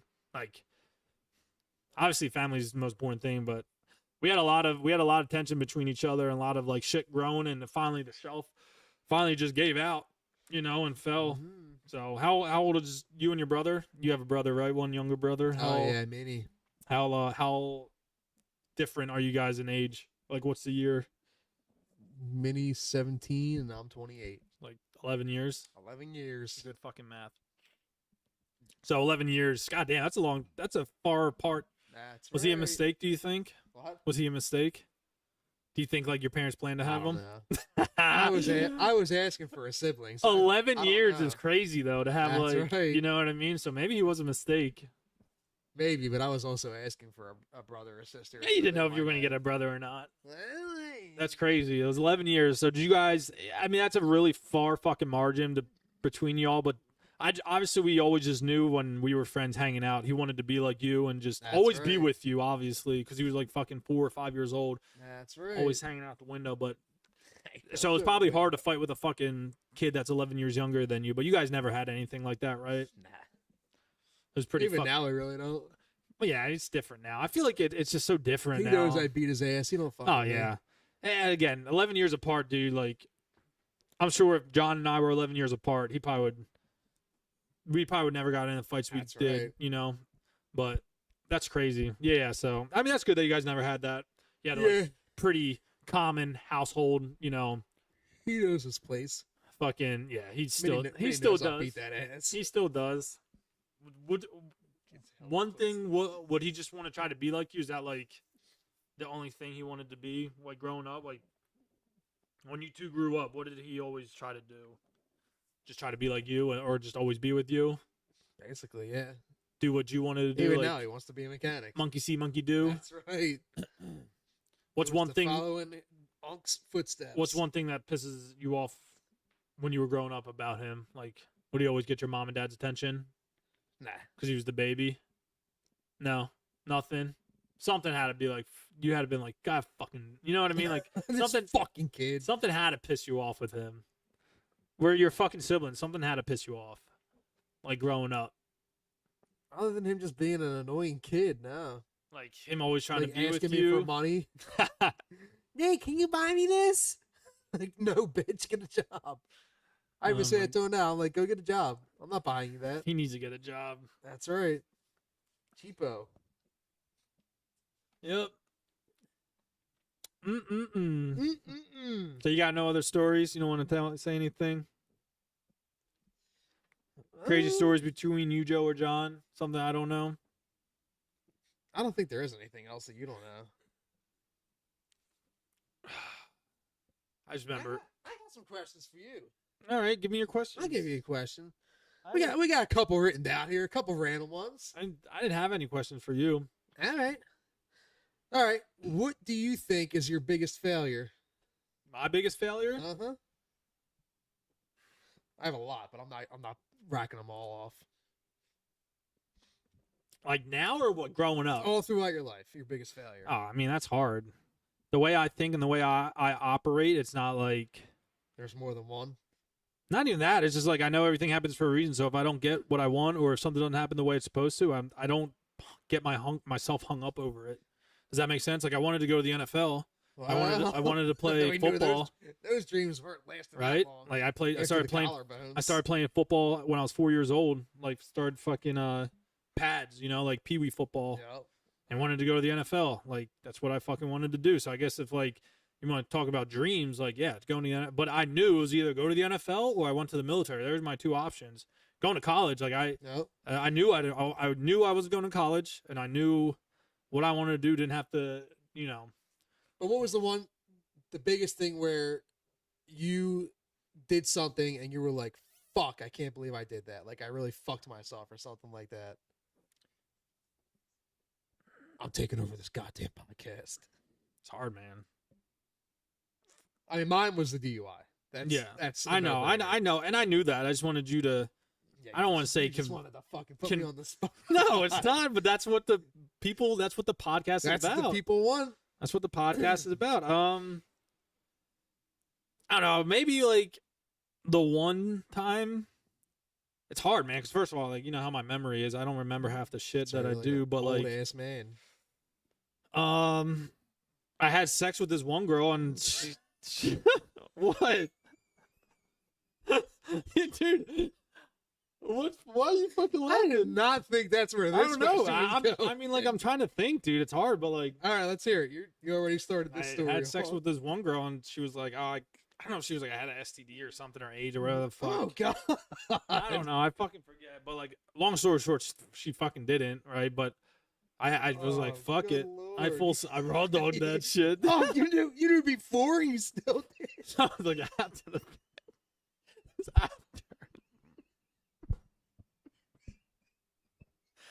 And I fucking, you know, and fuck, dude. she's like, "Oh, this and this," and I was like, "Ah." Ah, And I was like, give you, it to me. I was like, "You don't have it." Just kept going, you know what I mean? I don't know, dude. There's nothing where it was like my life was at fucking risk or like, you know what I mean? Or like I was like looking down to try to save my buddy and I didn't fucking save him, or did I jump in front of my buddy for a bullet? You know what I mean? Yeah. Like, there's nothing really where it alternated in my life to where I was like, fuck. You know what I mean? Like, of course, growing up, you do things you're like, fuck me, you know? But, like, nothing to the point where I got jail time or, you know, I fucking killed somebody and I was like, God damn it, my life's over. Join the Marine Corps at 18, you really just learn a lot. You mature very fast, very raw. You fucking, you just, you got to keep up, because if you don't keep up, it's going to fucking steamroll you. So I was always good at keeping up. I'm like very anal. And now, when I was growing up, I didn't know this, but like I was just very fucking anal of the things I did. And I always try to think about the outcome of things. So, but then again, I always grew up in a church. So if something didn't happen, or if I didn't get my way, or whatever the case may be, I never was like, never questioned God, or was like, fuck, you know, like they're supposed to be this way. But like everything happens for a reason. I'm a true fucking believer in that. And if it doesn't happen, it doesn't happen. You know what I mean? Like, all right, so he's never failed in his life. On to the next question. never said that. Of course I failed. Who was the most influential person in your life and why? I always looked Living at or dead. I was football players. I always looked at fucking football players. Brian Dawkins. That's why I love Brian Dawkins so much.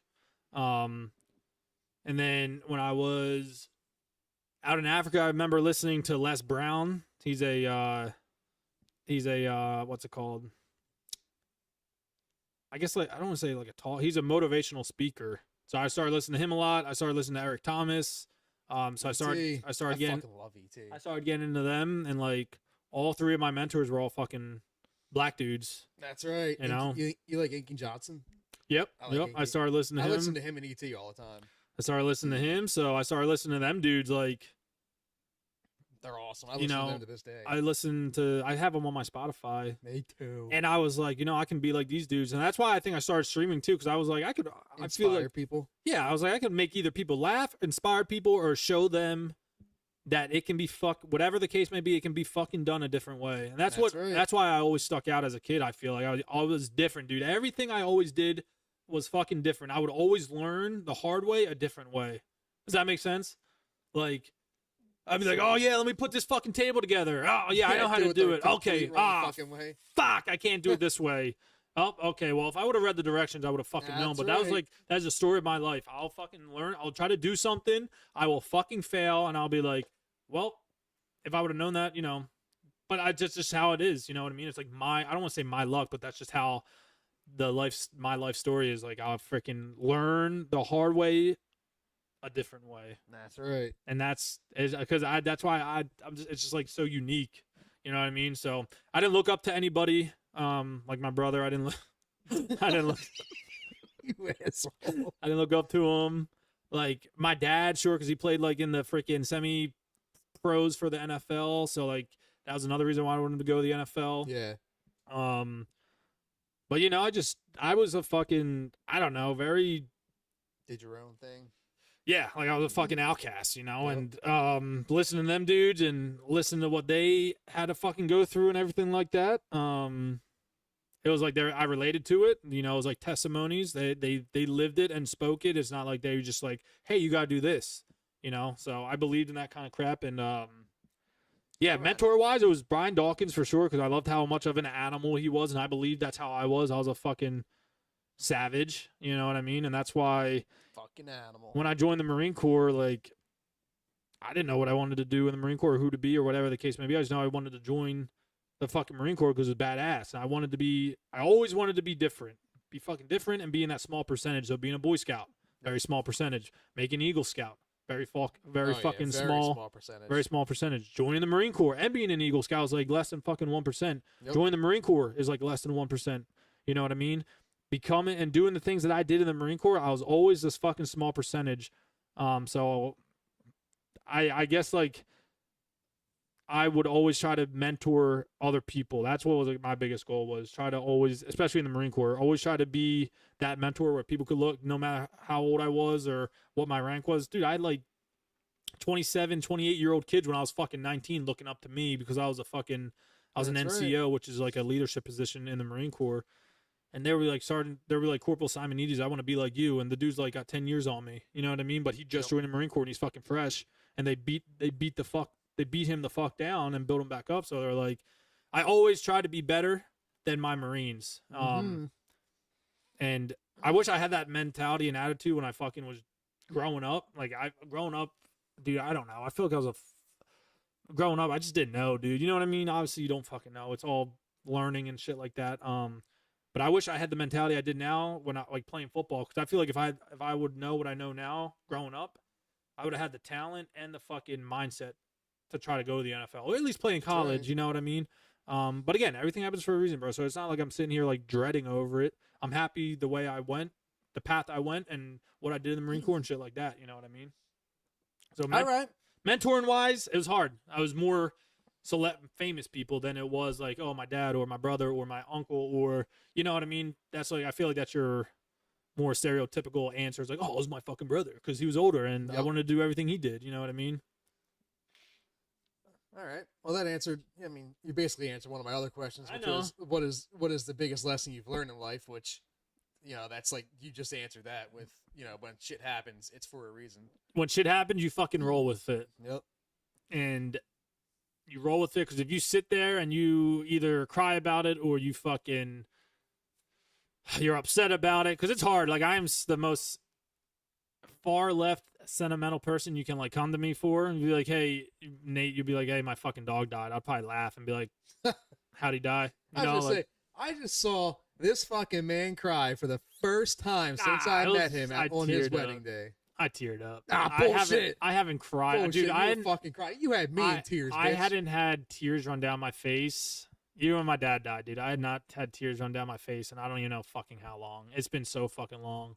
Tearing up is one thing. Tearing up is one thing, but like legit fucking like not, I don't want to say weaving, but like crying and having tears run down your fucking eyes is different. I'll tear up when I watch fucking war movies and I see fucking dudes die. Like I just watched 13 Hours the other day, and towards the end it's very fucking emotional. I get fucking emotional. You know what I mean? Like I'll tear up in my fucking eyes, but I won't cry. You know what I mean? Right. And then I don't think I've ever seen you even tear up. I don't think I've ever seen you tear up. I'm very fucking, very, very cold-hearted, man. That's why I'm like, I'm sentimental, but I'm sentimental, but I'm fucking tough love. Like if you were like, hey, come here, or I don't know, whatever the case might be. Like when my dad died, I didn't cry. I cried. I remember crying when it was our last time seeing him on the earth. We freaking wrapped him up, like put the blanket over his face. It was an open casket. But when he died, we were paintballing with fucking Rob, and I remember going home and I was just like, I didn't hate the world, but I just sat there and was just like, obviously I was in my head, but I wasn't crying. And my mom was really worried about me because I wasn't like showing any emotion. She's like, this kid's fucked up. She's like, who the fuck is this guy? But that's why the Marine Corps suited me so well, and that's why I say everything happens for a reason. Because like, dude, I joined the Marine Corps and I was like fucking fearless, dude. I was like motionless, but yeah, lesson learned, like if someone dies or you lose, I don't know, an animal in the family or whatever the case may be, like I just look at it different. I'm like, it fucking sucks. It's sad and it's upsetting. But you got to keep fucking rolling. If you don't roll, life's going to roll on you. This guy's fucking hardcore. I'm not trying to be tough, man. It's fucking hardcore. That's just how I am. Like you see me with passings, like Actually, okay. Last time tears rolled down my eyes, I've just remembered. My Uncle Joe died like over a year ago, and I saw him laying in his bed. And I did start crying. I feel like after I got out of the Marine Corps, I'm more emotional now than I was when I joined and during, just because I don't know. Maybe you just like not scared to show your feelings. I don't know, but there you go. We got him.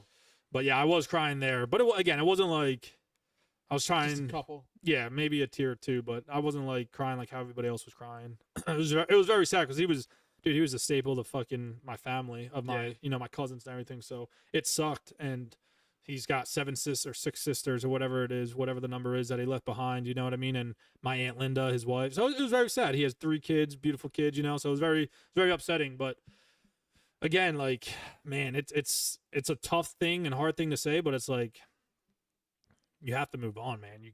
If you sit there and fucking, it's okay to sit there for like 10 minutes and cry about it. And I'm just using like the 10 minutes as an exaggeration for, just sit on there. with life, Right. though. If you need to get the fuck up and keep moving, because if you don't, life will fucking steamroll your ass, and it will fucking not Eric Tomic, Les Brown said it too.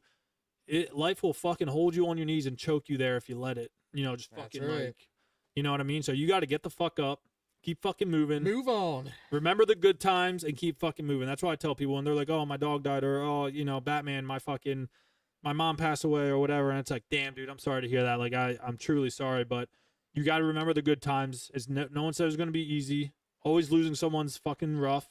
Whether say it's your house or someone you love or whatever the case may be. And you got to keep fucking moving, man. You got to keep fucking moving forward because life ain't gonna stop for you. And if you stop for it, it's gonna fucking run your ass over. It is not gonna fucking. The world keeps turning. The sun will come up tomorrow, whether you like it or not. That's right. That's my fucking mentality. So if I'm gonna sit there and not do anything, and just sit there and not do anything, It's wasting life. I'm wasting time, and time is money. Oh, I know. So, like that's my outlook on things. So I do get caught up on things, but I mean that's the demons that I have to fight as my, you know what I mean. Other people are different, and that's completely fine. That's why my mindset's different. I try to I don't want to preach it to other people, but that's why I'm not the best person to come to when someone's fucking dying or whatever the case may be. Like my buddy called me on New Year's Eve one time, and he was about to kill himself, and he was hysterically crying to me. And it was all, and again, everything happens for a reason. This was like one of my last months in the Marine Corps, and I was like, hey, I'll take duty on New Year's, like 24-hour duty. I'll stand duty, make sure no one does anything fucking stupid. I was a sergeant, and I'll do it because I know you guys like to party. Like my Marines like to go out and fucking party, and we got slotted the day to take duty that day, like our platoon. So I was like, I'll take it. I was like, I don't care. I don't drink. I don't celebrate New Year's like that. I was down in the barracks by myself. I don't know if I was dating. I was single. I wasn't with Melanie. I think we broke up because that was my last time there doing duty. But I was like, I'll do it, guys. Like I got it. No worries. Like no fucking worries. So I took duty, and dude, it's like 2 a.m. in the morning, and my buddy's in Cali, and he went home. He went home for the New Year's. And he called me, and he's just hysterically crying to me, dude. And he was about to kill himself. And, I talked to him for about 2.5 hours on the phone, and he obviously really appreciated it, and he didn't kill himself. And when he came back to Lejeune, we got him help, and yeah. So that's why I say everything happens for a reason. Because if I wouldn't have taken that duty, he probably would have called me in the middle of the night. I wouldn't probably have answered. Because I didn't have. Now I have my phone on all the time, but back then I didn't have my phone on. So if he would have called me, it would just vibrated, and he probably would have fucking killed himself, dude. Being fucking just straight clear cut, he would have fucking killed himself. But that's just the demons I gotta fight myself with, the shit that I go through and everything that I've gone through and done and shit like that. I bottle that shit up and put it on a shelf. Not gonna lie, it's terrible. It is. And when I moved back down to North Carolina, what's it called, in 2020? I think it was 2022 when I joined up again. When I went back in, I was so dude, my anxiety, my depression was going through the fucking roof. I talked to a chaplain. He's like a priest, but in the military. I wasn't eating, dude. It was fucking bad, man. I obviously knew I wasn't myself, but, dude, the fucking suicide thoughts and just everything I had, the shelf finally just fell on me. And I tried to talk to someone about it. It never went anywhere, dude. That's what pisses me the fuck off. I try to get help, and they just kind of fucking threw me to the side. And it's a shame because that's why Marines fucking kill themselves. If I don't want to say the balls to kill myself because obviously I would do it, but other Marines that aren't as strong as me would fucking kill themselves. I went to try to get help and talk to this therapist, and they're like, okay, she's like, yeah, come to my office Tuesday at 9:30. We'll start a profiling page for you, and this, that, and the other. So I was like, okay, cool. I went there. I was there at 9. I waited till 10:30. Right. I waited till 10:30. She never showed up. I was at her office. That bitch. I was like, man, fuck this shit. I fucking left. And I was telling Sarah, I was like, this is why Marines don't fucking get help. This is why they don't seek help. Because it's first of all, Marine tried to seek help back in the day, right? Back in my day, it was you're a fucking pussy if you seek help. That's right. But Marines were just nonstop killing themselves because they would go to war. They would go to Iraq or Afghanistan for 6, 7, 8 months, get extended, come back for 2 months, and then leave again and start fucking, and just fight in the Middle East.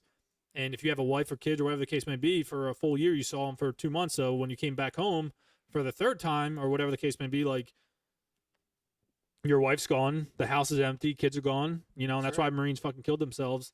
Even in like civilian worlds, this shit still fucking happens. But, yeah, so I tried to get that help, dude, and she wasn't there. And I was like, fuck this shit. I was like, this is why fucking Marines don't get help. I was like, this is why Marines kill themselves. I was like, it's a fucking shame, and that's why I always try to be better for people when I stream too. And for my Marines, like, if you need to talk, I'm always here. You can always fucking call me. But yeah, it sucked, man. So bottling that shit up is not healthy. That's just who I am, and I fight them demons every day by myself in my head, and it's just how I am. And It's how I am. the lady's a therapist, so you can always get therapy through her. She has plenty of connections for whatever they're needed for. So anyway, that's probably one of my biggest accomplishments is helping people and mentoring people and helping them and trying to have them look at life a different way through a different lens or whatever the case may be. You know what I mean? Like, I'm not saying I'm fucking different. I'm all this, but I don't know. It's just how I am, man. Yep. I'm sure there's obviously other people out there like me that have the same fucking mindset and shit. Amen. Another question, hit me. Oh, I got plenty. All right. The girls are still wherever they went too. So this is your podcast. You call the shots. If you want to stop, we'll stop. But I can keep going. I got plenty of shit for you, brother. I wish you would, like, when I was telling you this, that you would open up. Why aren't you opening up? What do you mean? I don't have that much to open up about. What do you mean you don't have much to open up about? You telling you don't have anything like that? What? Like suicidal shit like that? Just anything, like any stories where people were doing shit or whatever the fuck case may be. No, I think the biggest thing for me, the hardest thing for me in life was bullies. I mean, in grade school, which everyone had them. But, for me, my parents couldn't always afford like brand new shirts or like clothes for school, and they smoked, so I always smelled like cigarettes. So like I would get shirts with like fucking pit stains because they were secondhand, like used shirts and shit like that. And I would get made fun of for it, but whatever. Like, I water under the bridge. Like, I'll help those people out now because they've asked me for help and stuff, and I've helped them. And if they growing ask up me, when like, people change. Like, yeah. Nowadays, if someone asked me for help that did that shit, I would fucking put my hand out in a heartbeat. Yep. Like, I know one dude who killed him. Like, Ligori, right? Yeah. Yeah, he killed himself. Did he? His mom had cancer. He drove himself into a fucking pole and killed himself. I thought someone else killed him. But if someone like that, who was one of the biggest people, like the biggest bullies to me, came to me for help, I'd say, dude, fucking, I got you. Like, if I know that you're going through something like that, I'll help you out. But hold on, let me get these dogs in here. I'm gonna have doing? the dogs lay down, huh? Well, they got their mask on, and it's been probably what, like 2 hours, maybe. Yeah, I'll be right back, Chad. Give me a sec. This fucking guy. Pee break. Do you need a pee? Nah, I'm good. I'll fucking keep everyone occupied here. Don't worry about it. Don't you fucking worry about it.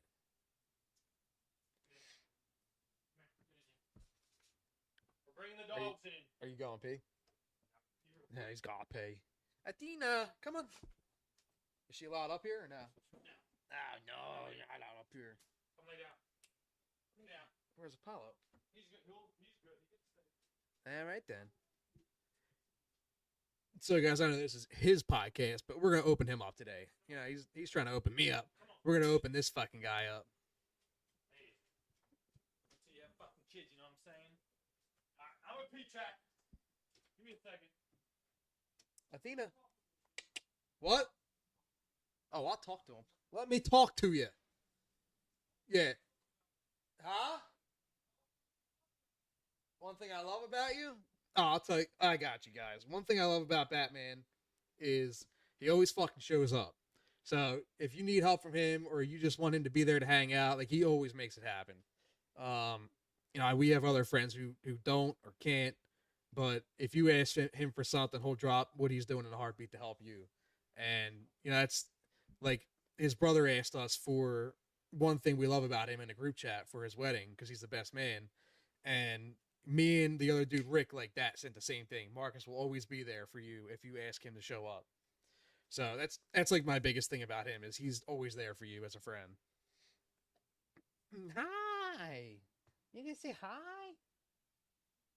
Say hi. Say hi. Good girl. Good girl. Good girl. Lay down. So yeah, I feel like it's gonna be different with other people. This guy's gonna be trying to open them up. So I brought questions to ask him as well, Get on your bed. just to keep him on his feet. Lay down. Lay down. Good girl. All right.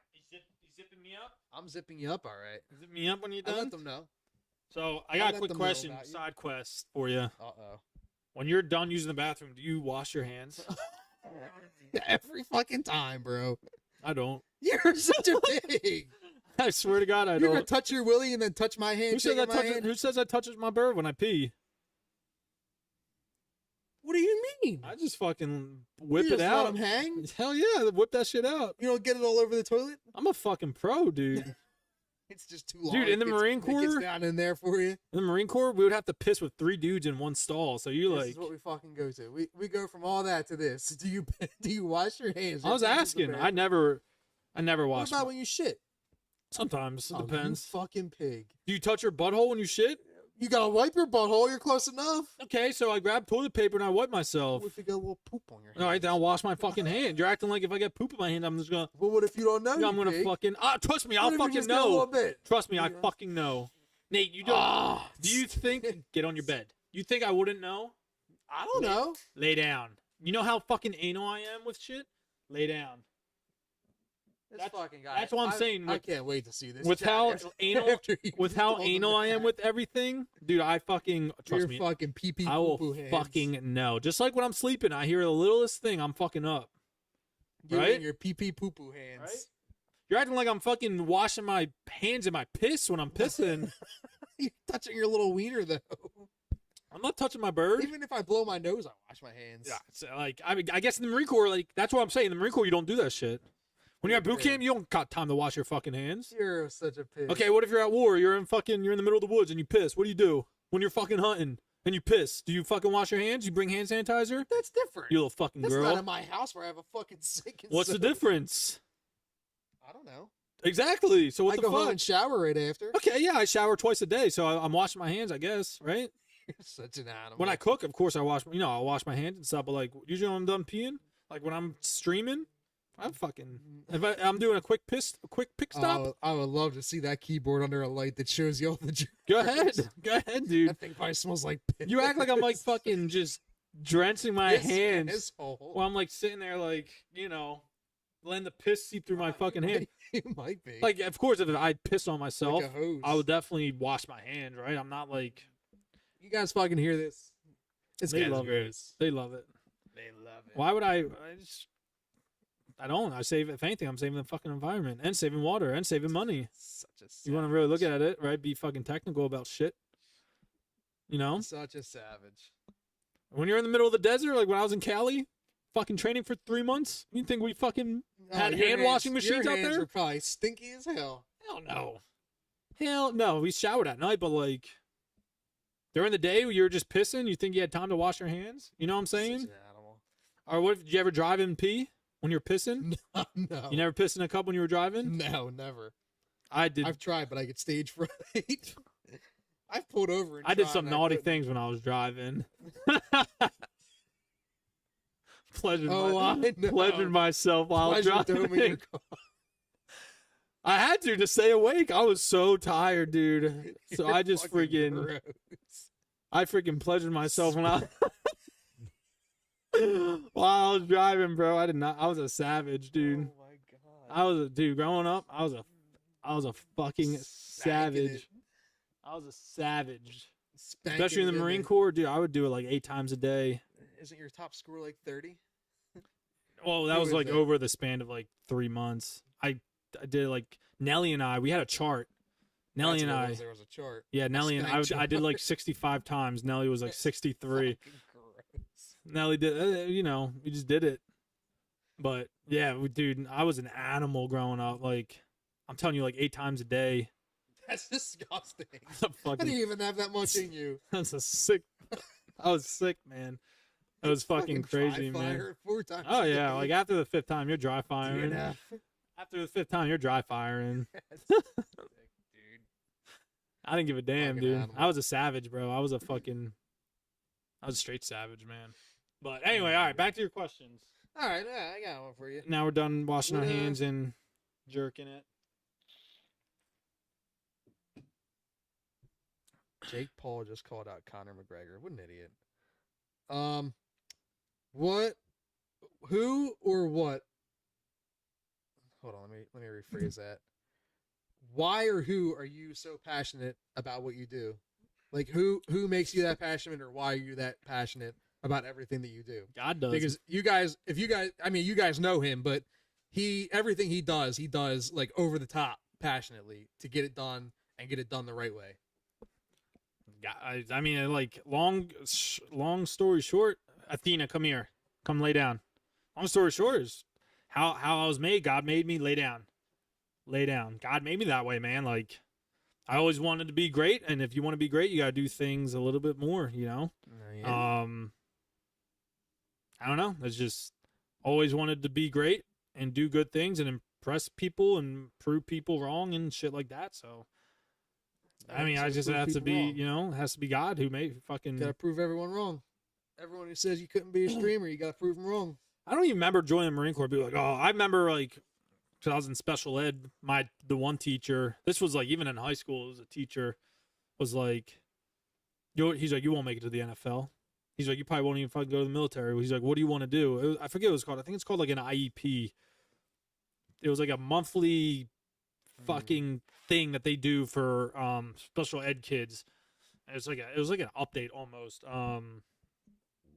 And you know, they're like, well, I was a sophomore, and they're like, what do you want to do? And this is why I wanted to get out of special ed so bad. That's why I went to judge, because I fucking hated it. Like I hated being treated like I'm they were like holding me down, you know what I'm saying? They weren't letting me like fucking spread my wings and fly away.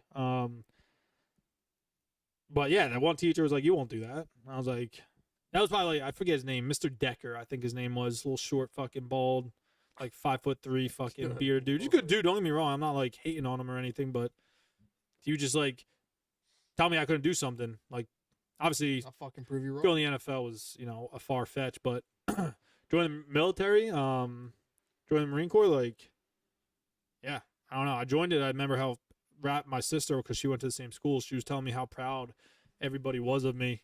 Come over here. Lay down. Oh, well, like teachers and stuff when you were going in? Yeah. They were like, how's Marcus doing? They're like, oh, yeah, he's in the military. He's in the Marine Corps.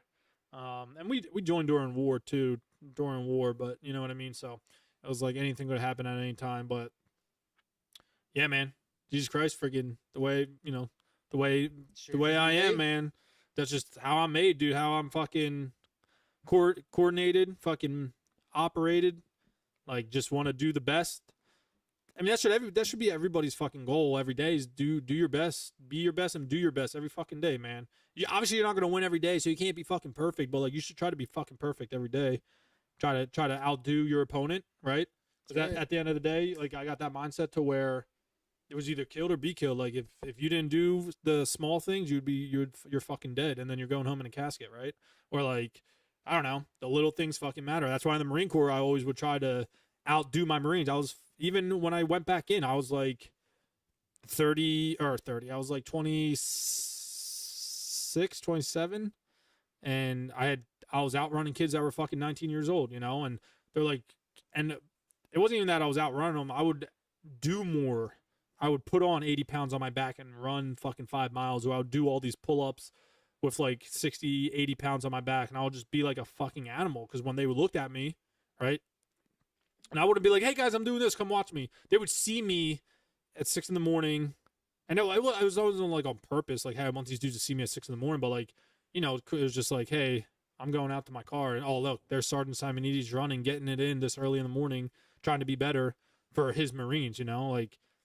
When I was in charge of a platoon, I had like 30 to 40 Marines under me. If we went to war, I wanted to make sure these Marines were like, fuck yeah, I'm going to war with Sergeant Simonides. Like, fuck yeah. Oh, like, yeah. I feel so fucking, like, not honored, but I feel so fucking, I'm in good hands as a fucking young Marine that I'm going to war with Sergeant Simonides, because I know he would, like, you know, take a bullet for me or do whatever he had to do to fucking get me out. Say, I don't know, say a fucking, I had to pick the dude up with full PPE on, which is like full gear, full kit, and that's It's a lot. It's like 30 plus pounds, at least 30 plus pounds. If you got your bulletproof vest on and everything like that, 30 plus pounds. So I'll have to pick you up plus the weight. So that's why I always train so fucking hard every day to make sure I could do that for my Marines. Because at the end of the day, you know, I know we could have went to war at any fucking given moment or whatever the case may be. You know what I mean? So I just wanted to make sure I was doing my best for them. And that's how I still do things now. Like when I stream and everything, I tell people all the time, like, yo, you need fucking help streaming? Talk to me. My DMs are open. I always tell them my Discord's fucking open. You can talk to me, and I'll give you advice. I'll try to put you in the right fucking direction. You got to put the legwork in, but I'll tell you, I'll guide you and be your fucking mentor on how to do things. Because doing the YouTube shit, no one told me anything, dude. I full fucking sent it on YouTube, and that's like Martin Luther King says it the best, and this is where like quotes and people I mentor, I hold a lot of quotes in my head. You don't have to see the full staircase. You got to take the first step. So I just took that first step and I just started going on YouTube. All right. So that's another one of my questions. What's your favorite quote? What Quote? quote do you live by? One quote. Your biggest, like, most favorite quote. Oh, man, that's hard. I wasn't even going to ask that question. That's but a hard. You started talking about quotes. That's hard. I don't know. Like, it just depends, like, what mindset I'm in. Like, if it's about being fucking better and trying to prove people wrong, it would be like, don't talk about it, be about it. Stop talking about it. Stop saying I'm going to do this, and this, and actually fucking do it and show people wrong. I don't know. Just all like now, it is what it is. I don't know. It is what it is a very dangerous fucking quote to live by. Like that's why I feel like I'm so cold hearted because I lived by that quote so long. It is what it is. Hey, we just lost someone. Hey. Fucking is what it is, man. We got to keep fucking pushing forward. You know what I mean? That's probably the most dangerous quote, but it makes you a fucking dog. Like it makes you a fucking savage. It is what it is, man. Like fuck. What was that one about the staircase? It's the whole. You don't have to see the full staircase. Just take the first step. And Martin Luther King. I never heard that one. That quote right there, the one you gave me. That's right. Rocky's got a lot of good quotes. Yeah. There's just so many good quotes. You know, a really good one from Les Brown is. If life knocks you down, make sure you fall on your back because if you can look up, you can get up. So don't fall flat on your face, fall on your back. Because if you're looking up, you can get up, you know? It just depends what kind of fucking scenario we're in. Because, like, in the Marine Corps, it's either don't talk about it, be about it. Because Marines like to talk a lot of shit, you know? And they always try to big dick you and be alpha and this, that, and the other. It's like, all right, bitch, don't fucking talk about it, be about it. Show me, motherfucker, you know? Like you say you're going to or just like a quick example, you're going to do pull-ups. You're going to do 35 pull-ups in a row. Let me fucking see it. They better be 100% pull-ups. Like go down all the way, lock out and pull all the way up, right? Or, hey, I'm going to do this. Like, okay, motherfucker, show me, you know? Don't talk about it, be about it. And then it is what it is. You know, that's dangerous. But, so yeah, that's one. I don't know. I live by a lot of quotes, dude, honestly. I have a whole book downstairs full of fucking quotes. It's actually disgusting. I didn't know they had a whole book of quotes. I have a whole book of quotes. Pretty sick. When I was on deployment and I would listen to them like motivational speakers, I would literally live my life off them quotes. Like I listen to a lot of ET now. There's this one good quote too. It was like, birds together flock together. So if you know how birds together flock together. So if you hang around fucking losers or fucking nerds or broke people or whatever, you're gonna be a loser. You're going to be a nerd. You're going to be a fucking broke bitch. That's right. But if you hang around successful people and people who want to thrive and be better, you're going to do the same fucking thing. You know, you might snail behind them, but like you want to surround yourself with successful people. And that's what that quote's saying. Like birds together flock together. If you're going to hang around losers, you're going to be a loser yourself. So don't fucking be around losers. You know what I mean? That's why you always want people always be like, surround yourself with fucking successful people. But, But yeah, like going back to the YouTube thing, I try to tell people like, yo, like streamers, even bigger streamers than me, I'm like, go on YouTube. Stop sticking just to Twitch. Like there's people who are just on Twitch and, you know, they're really successful on Twitch. I'm like, bring that energy to fucking YouTube because you get paid better on YouTube and everything like that. But it's not even just getting paid. It's getting more exposure. It's getting more fucking popular. It's getting more viral on these different platforms because not everybody has Twitch. You got to be 13 years old. Obviously, there's kids on there that are not 13 that pretend they're 13. But like YouTube, you could be fucking 8 years old, you know? Right. And if you're playing a game of Fortnite where it attracts a younger age, you know? So I try to tell people like, hey, go on fucking YouTube, man. Start. everything you got right here, take an hour or two away from what you're doing now, like on stream, because they'll stream for like, I don't know, say like 7 hours per day, right? Take an hour, take 2 hours away, so you stream for 5 days, and put them 2 hours into YouTube and watch it fucking blossom. And my buddy Wooly Wammoth, shout out to him. He really was he was really fucking into it. And I was like, dude, listen, I will fucking lead you in the right direction, my guy. And I trained his, oh, not trained, but like I showed his editor now how to edit videos and what to do and what not to do and how I do things. And obviously they can put their own spin on things. But I was like, dude, I'm telling you, do fucking YouTube. And he's so happy he's doing YouTube. And like, it brought us closer because we both have them things in common now. And it's like, look how much successful we are now that we're on YouTube. Like I just got partnered on YouTube. It's so fucking hard to get partnered on YouTube. I'm like less than 300 hours away. So by like next week, I'll be able to start getting ads and put my own Batman merch on my YouTube channel, shit like that, at 4,000 watched hours.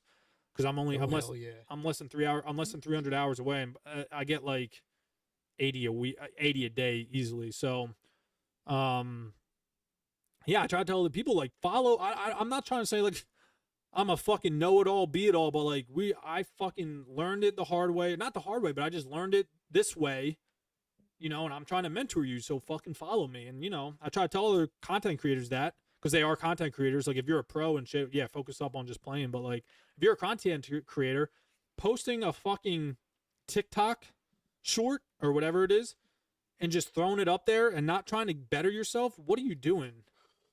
That's the right. same fucking 200 people are going to see it. You're going to get you're going to get like 500 to 800 views on that TikTok video. And that's that. And that's all you're laying it there. Like, if you're trying to get, that's why I was saying, like, it wraps back around to being fucking better and trying to do more and putting in more legwork behind the scenes and everything like that. When I get off fucking, like, I stream every day from like 7:30 to around like 12:01.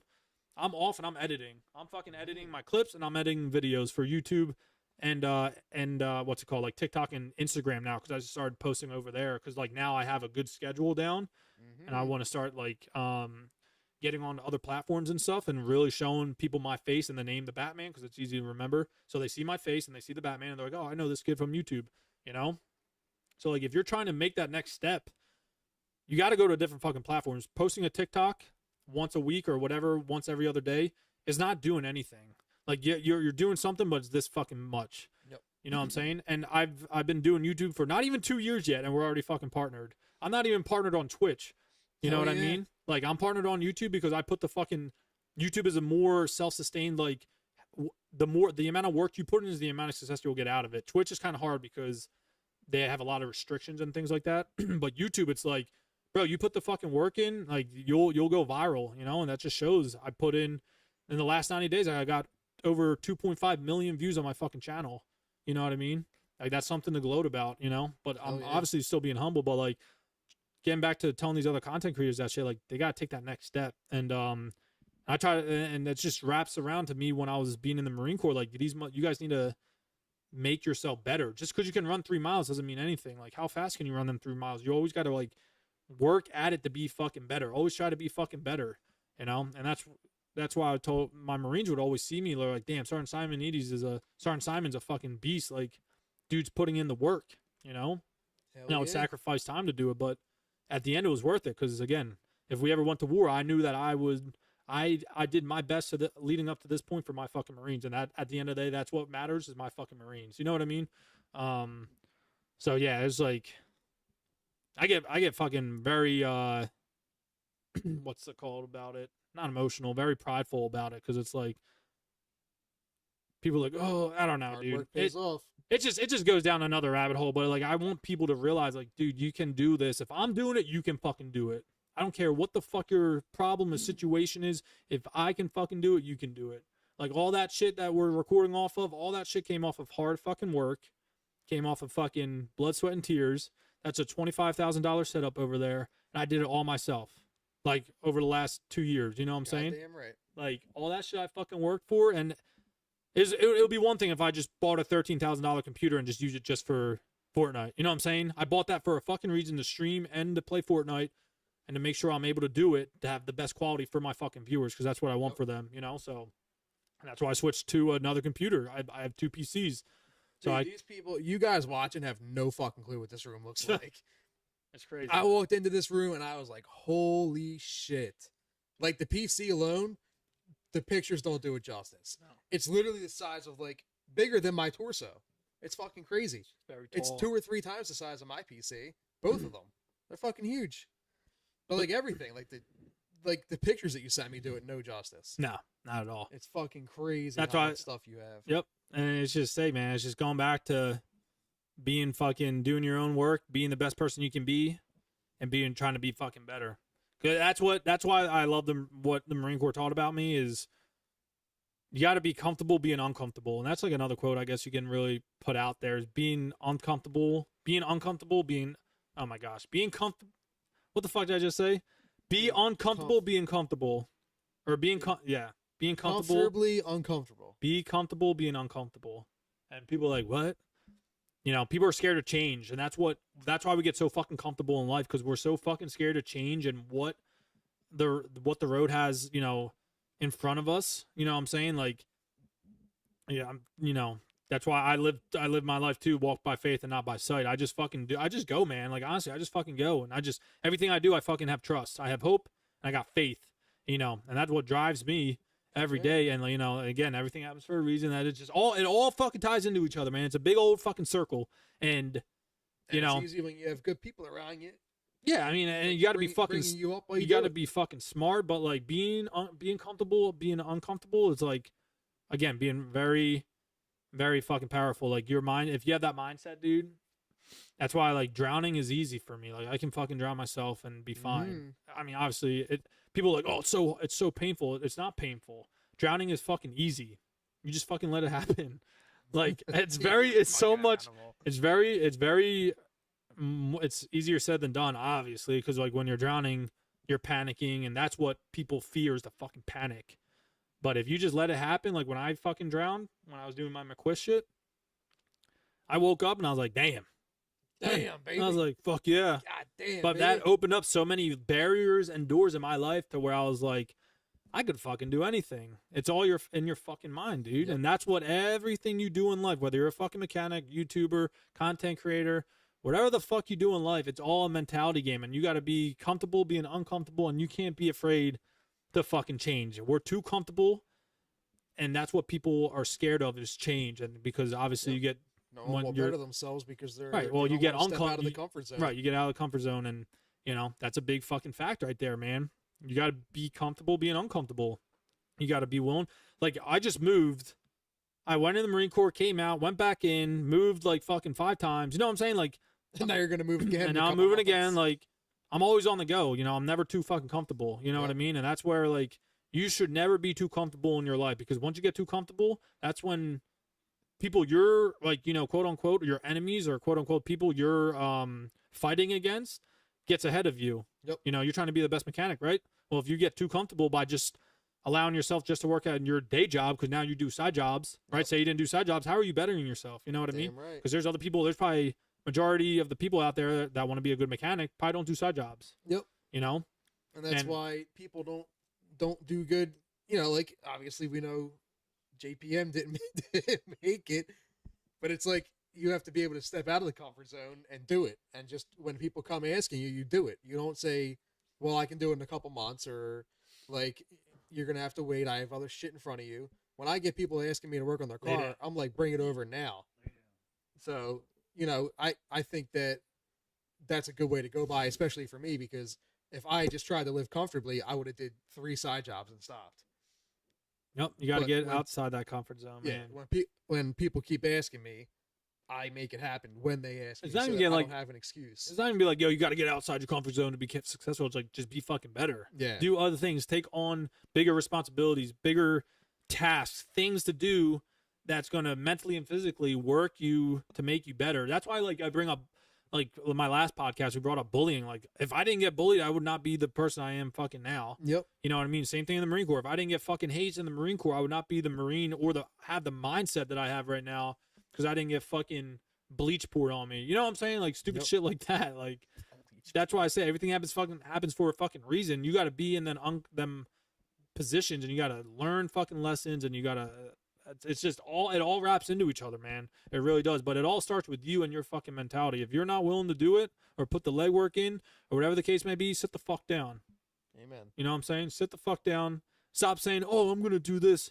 Oh, I'm gonna do that," because then people realize you just fucking talk. That's all you do. You just fucking talk, and no one likes when people just fucking talk. That's why you do things. You humble yourself and you just fucking do it, and you don't expect anything out of it. You know what I mean? Like when my Marines would see me work out, dude, I would wake up at 5:30 in the morning, well, at 5, go to the pool. I would swim 1,000 meters, go to fucking chow hall, grab my shit, do my work from like 7:30 to whatever the case, 11.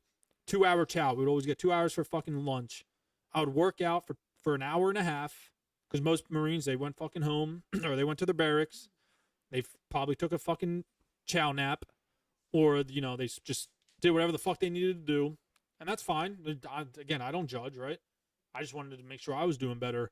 I would work out for an hour and a half in the blistering heat in North Carolina, hoodie up, doing fucking pull-ups, pushing up, doing push-ups, squats, running fucking mile and a half, right? Doing all this crazy shit. Go get chow for my last 30 minutes, come back, work again, you know, do the last half end of work, and then I would go to the gym or I would go to my my barracks room and lift in there. And then I would play Fortnite and I would fucking shower. And dude, that was my day for Fucking workhorse. that was my day for so fucking long. And but like, dude, when we fucking ground fought and we like did whatever, like Marines were like, I want to be on Sergeant Simon's team or whatever, because like I was a fucking dog, dude. And again, I'm not trying to gloat or like put smoke up my fucking ass, but I can because I fucking did the work and I know what I did. And even now, like I know I put on some weight. I'm not fucking what I used to be because of my shoulder and shit like that. And I'm not blaming my shoulder. Like shit fucking happens. You know, my time will come to where I'll get back to where I was, fitness wise and, you know, physique wise. But I again, that's where the mentality thing comes in. I will still smoke check you motherfuckers.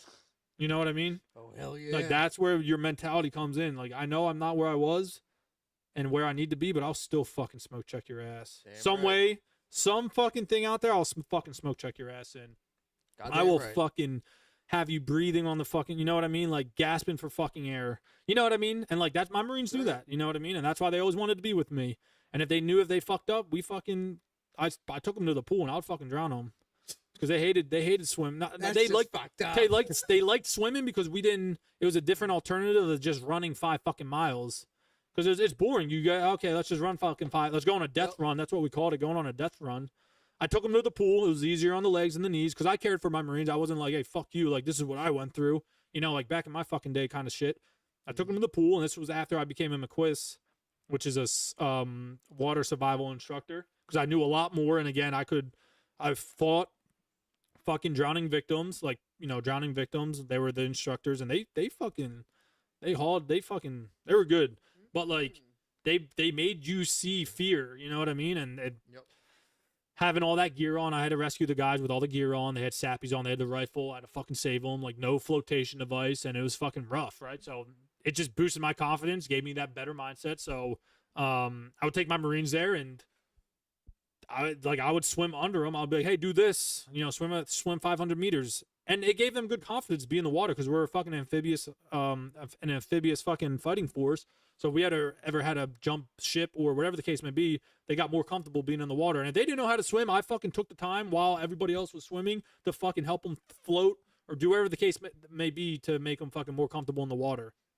So when they're swimming, I would swim under them and I'd see them go for the breath, you know, or whatever. Pull 'em down. I'd fucking yank them down, dude. And I would asshole. hold them under there, and then they were like, you know what I mean? Even to the ones, no one got special treatment, dude. Even to the ones that sucked at swimming that were like hanging on the wall, I fucking pulled their ass down, right? I'll be like, all right, everyone get in a circle. Let's get this brick going. And I would get a brick and start passing the brick around. The brick was about like 10 pounds, and we'd start passing it around. And they'd be like, "Get fucking pass it around. I drop it." And they listened, and they knew, like, again, that's where it's like a win-win. Like, getting bullied is a win-win. It sucks, but you're at the end of the day, it's making you better. Yeah. Getting hazed, okay, like getting hazed, like physically, right? Like, hey, do this, do this, do this. Not getting like bleach poured on you or getting like cutting yourself and cigarettes burned on you, whatever. Like physically hazing you. At the end of the day, it made you fucking better. Like running. Like I remember when I first hit the fleet, I had to run everywhere. That's right. Everywhere I went, I had to run because you're a fucking brand new Marine. You know how much that helped me on my combat fitness test. I was so fucking fast because I ran everywhere. That's right. And like my endurance and my fucking sprinting ability was so fucking good because I sprinted everywhere. So at the end of the day, it helped me. But so these Marines knew like I was there to help them get better. I wasn't there just to fucking like suck some water in. You know what I'm saying? Yeah. And it really tired you out. You know, I could take you to the pool right now and smoke check you for 30 minutes. That's all I need. And you'll be fucking dead. I'll be dead too because it's a fucking hard workout. You're using every muscle in your body. You know what I mean? But yeah, like, dude, the fucking one time. Oh, strap in. I got a fucking story for you, bro. So I had a Marine. She was a female. She was pregnant, and supposedly she had no idea. All right. She was like, when I not hazed her, but when I PT'd her. So when you're pregnant, you can't like, you gotta say you gotta tell the doc you're pregnant, and you can't PT. You know what I mean? You can't do normal Marine Corps shit because you're pregnant, obviously. Well, apparently she didn't know. She was like, I'd say she was like 6 months at this point when I. All right. And I took the platoon to the pool, and females obviously had to wear a shirt, right? And she didn't have any stomach, like no baby bump. All right. And that's crazy. We were in the pool, I was fucking doing what I just told you what I was doing. I was fucking pulling people down, and while this girl's fucking pregnant.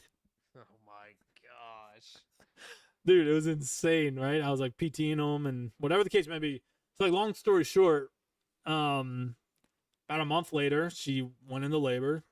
Well, it's a big deal. If you don't go through your chain of command for medical wise, you get in trouble. So you have to go to the doc. The doc will send you to the clinic will send you to the hospital, so on and so forth. This girl went straight off base. Went straight off base. She went straight to the hospital. Are they home? I think so. Hold on, chat. Went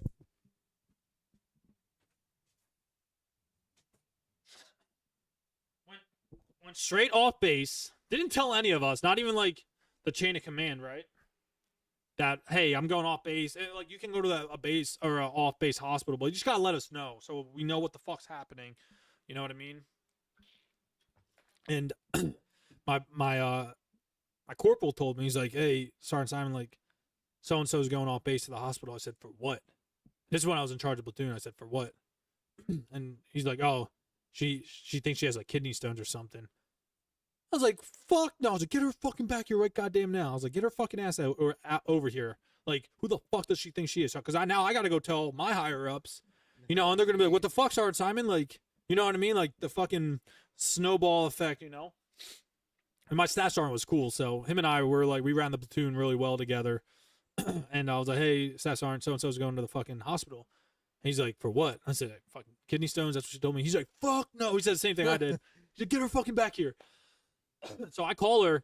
I'm like, what the fuck are you doing? She's like, dude, she is crying on the phone right now. Like, right. she's like, I don't know. Like, it's just like, she's going in, dude. I'm like, are you fucking kidding me? Like, I was blasting her, dude. And then my staff sergeant, he's like, give me the fucking phone. And then he started doing the same thing. Oh, we're like, you got to get the girl. fuck over here.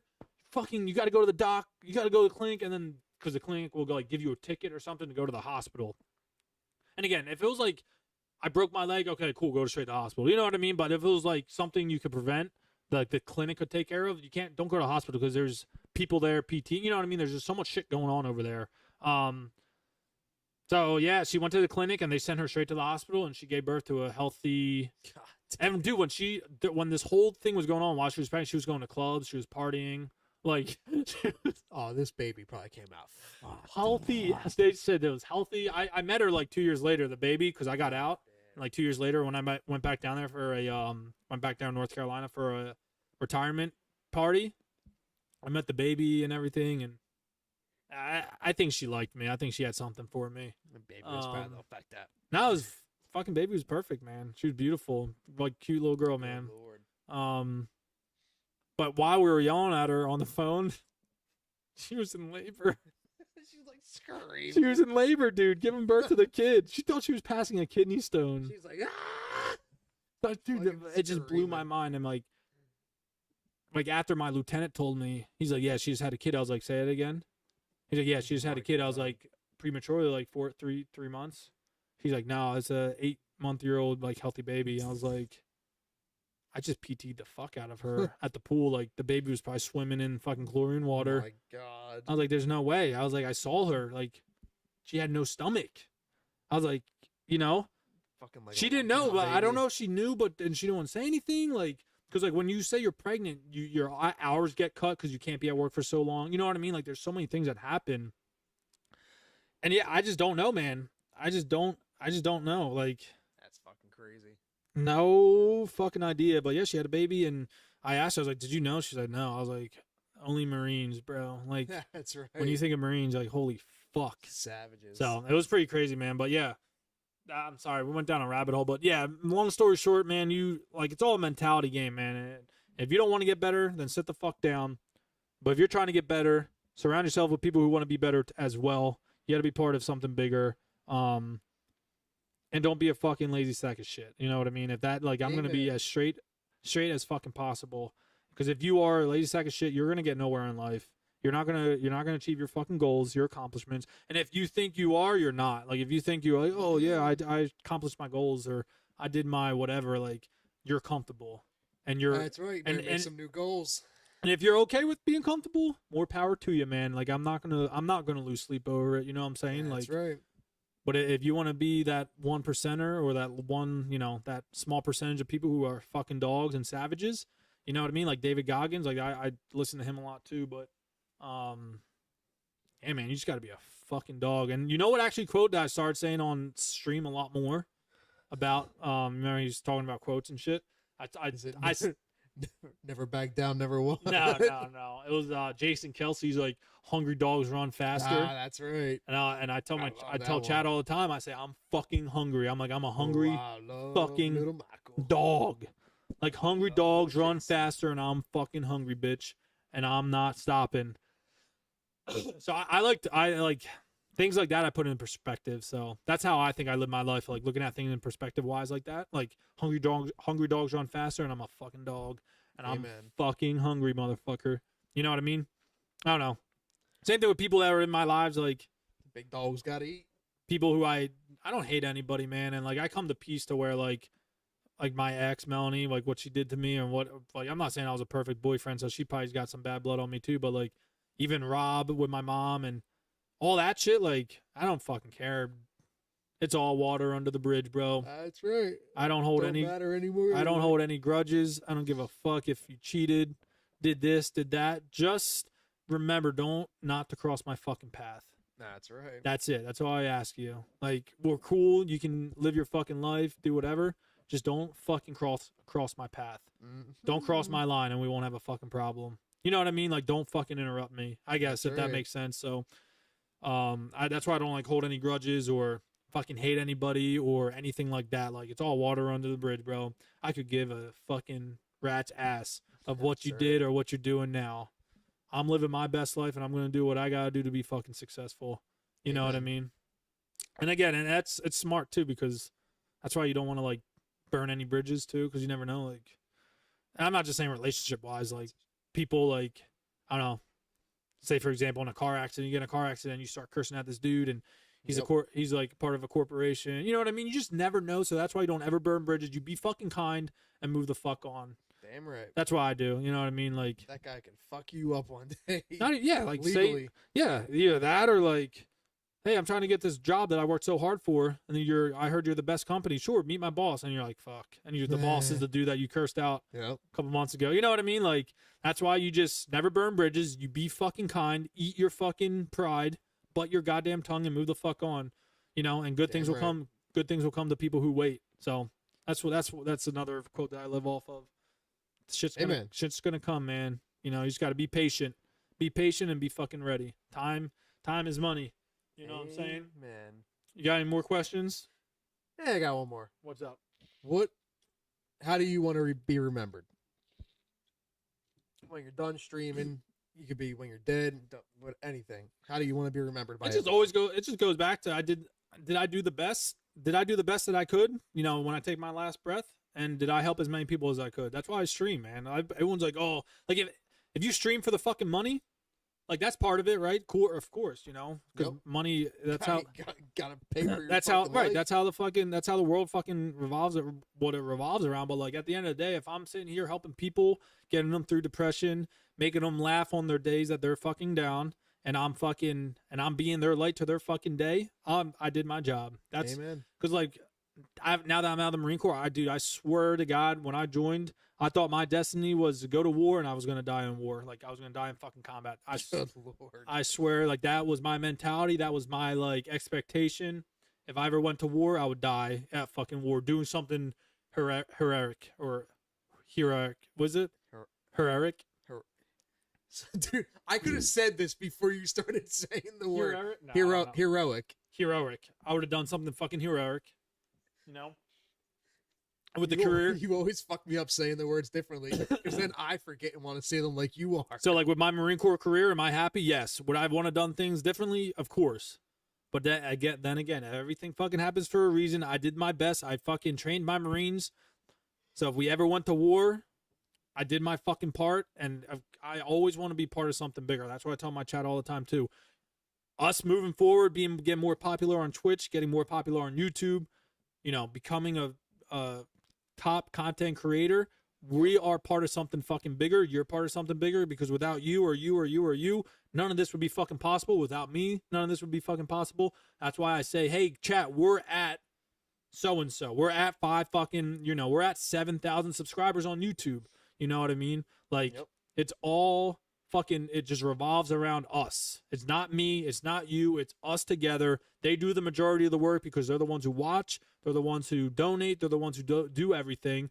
And that just motivates me to be fucking better, you know? And that's why I try to thrive to be so fucking good. Amen. You know what I'm saying? But, like, in the Marine Corps, yes. Being remembered, like, it was either I do something heroic or, I did my time and I did a damn good job at it. You know what I mean? I would have loved to stay. I wanted to stay in after my shoulder surgery and do 20 and be like, damn, you know, I'm the only one in the family to fucking do 20 in the Marine Corps and fucking retire or whatever the case may be. You know what I mean? But I can hang my hat up on my career. I did shit that not a lot of people did. I had a very unique career. It was definitely not your normal fucking career, especially with the deployment and going through McQuist and all. Like the McQuist school is one of your top 3 hardest schools to go to. The graduation rate was like fucking like 8 or 9%. The failure rate was like 93%. And I failed my first time. I fucking failed. The last day before graduating, I fucking failed. And they dropped my ass. They were like, "You're done." Oh, I remember. I got one remediation, and they were like, "You're done." And then back again. 2 weeks later, I fucking went back and drowned all over. Did the whole thing all over again. Shit and diarrhea for fucking 2-3 more weeks again. It sucked. But then again, like, you know, I'm happy I did it because that was part of the like less than 1%. Dude, when people were like, "Oh, you're a McQuist," like as a Marine, they're like, "You're a McQuist." I said, "Yup." Dude, they were like, "You're a fucking." They call you a water walker. You're like fucking Jesus. Amen. Like they were like, "God damn, this dude's a fucking savage." You know what I mean? Because first of all, not a lot of people like the water. Not a lot of people are good at swimming, and then going through that type of training in the water is fucking hard. And that brings you back to the passionate thing. Yeah. Anyone else would have given up after they failed. Oh, dude, this fucking guy went back 2 weeks later and passed it. I was so upset, dude. And when I got back to my unit, because like my staff sergeant put his neck on the line, because like sending a Marine out to a school is like kind of a big deal, especially if they fail, because they took time away from the shop or the workplace wherever they're at. Came back with nothing to benefit the unit. You know what I mean? To benefit the platoon. So, hold on. So when I came back, I was super upset. You know, I was like, yeah, I was a day away from and that made it even more fucking worse. I think I would rather got dropped midweek or mid-class and than get dropped the last day before graduating. And my staff, I was super upset. I was like, I failed my staff sergeant. I failed my and so obviously I took it personal. And I was like, staff sergeant, send me back. I was like, I can fucking do it, you know. And I was like, I promise you. And I did, obviously. Hell yeah. But yeah, doing that. So being remembered as a Marine, I think every Marine I served under, they've been like, yeah, Sergeant Simon did a damn good job. He wasn't that shitbag Marine or that Marine that said they were going to do this, this, and this. you know, there was different. He tried his best for his fucking Marines, for the people, whatever the case is. But in the normal, like, civilian world, just making people laugh, man. Getting, like, streaming, because that's what my profession is now. Having people watch me, seeing people, you know, like, again, living that testimony, like, hey, I fucking did it. Because remember, we always talked about streaming back in, like, 2020. Like, we're like, hey, dude, someone got to think we're fucking funny. Someone would probably like to watch us because we're fucking That's right. stupid and retarded, and, like, people would definitely want to watch us play. I can love it. You know? So now that it's like I'm on that professional level of streaming and, like, I'm in the shit of it, I'm not just doing it for shits and giggles. Like, I'm trying to make it a thing. Yep. Definitely supporting other people, mentoring other people, making people laugh. That's why, I mean, that's just how I am even off camera. Like, I'm a fucking silly dude, but, you know, doing silly things on stream and doing things that people who are scared won't do. Like, when I'm on there, I dance and people are like, oh, I'm scared to dance. But it's like, bro, if I'm up here dancing, why can't you be dancing, you know? That's right. I'm on there saying words that don't fucking make sense, or I'm on there using the word language or the wrong terms and saying names incorrectly and shit like that. It is what it is, bro. Amen. Who fucking cares? And that just goes all the way back to everything we've talked about in this whole podcast is, like, who gives a fuck what other people think about you? Just go out there, have a damn good time. If people see you having a good time, like, they'll vibe with you. You know what I'm saying? Like, if I sit there and I say a name wrong, I'm like, oh no, like, they see me, like, get all fucking nervous and, like, I'm so sorry and, like, I'm fucking awkward now, and whatever the case may be. It's like, I want people to come out of their shell, because it's not worth living in your shell. Like, if you come out of your shell, it's like a whole fucking new world. That's why you always have a steady 50, 60 people watching right now. That's why I try. Yeah, that's why I try to get people out of their comfort zone, man. Like, hey, dude, you can fucking stream. Do you have a camera? No. Why? Because I'm scared. I've like convinced, like, at least 3 streamers now. I'm like, you need a fucking camera. Yep. Like, if you want this to be a fucking thing, you need a fucking camera.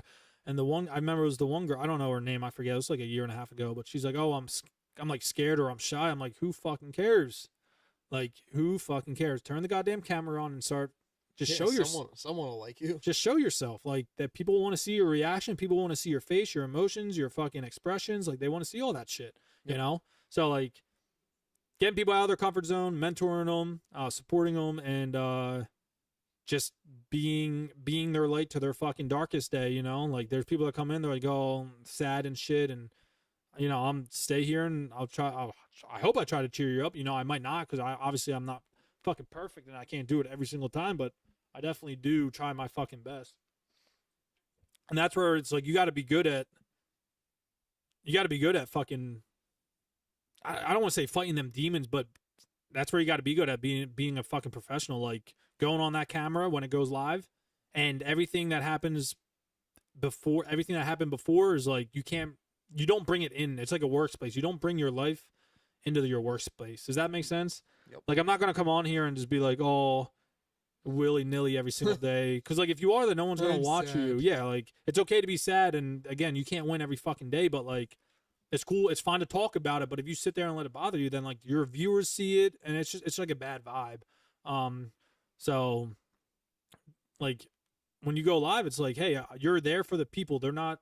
You're there for the people. So you got to, like, I don't know. I don't want to, like, put words in my mouth, but it's like, people, you just think you got to put a smile on your face every time you go on there. Like, that's why I think I'm so good at being a streamer, because I'm always, like, 99% of the time I'm fucking happy. Yep. You know what I mean? Like, whether it's part of being a goofy motherfucker. Yep, you're always happy. So it's like, okay, I'm always here for you guys, you know? Like, I'll be your fucking back support or whatever the case may be. So fighting them demons, like, when I go on, it's like, I'm not like, oh, fuck, here we go. I got to put this fucking act on. You know what I mean? It just comes natural. That's why I feel like, and people told me before, you're so good at streaming, or you're so good at it because it just comes natural, because I'm a goofy motherfucker. And I know, like, how to publicly speak. I know how to fucking not make things awkward. You know what I mean? Like, if someone came in and was like, I'm just good at that stuff. You know, that's just like a skill that I learned. Like, I don't know, someone awkwardly could come in and do something, I'll be like, nah, dude, it's all good, you know, like, whatever the case may be. Even in real life, you know, if I saw my ex, I'll be like, hey, what's up, you know? And for me, it would be awkward. It might be awkward for them, but, like, for me, I'm not feeling any type of way. I'm chilling, you know what I mean? So, like, I always just try to keep that attitude, man. So, and I hope that attitude rubs off onto other people and they can see that they can fucking do it too. Because I'm telling you, dude, if I can fucking do it, you can fucking do it, man. 110 fucking percent. It's just a matter of you wanting to fucking do it and believing in yourself and fucking actually doing it. You heard it here. Dude, I'm telling, bro. You heard it here, ladies and gentlemen. I'm telling you, man.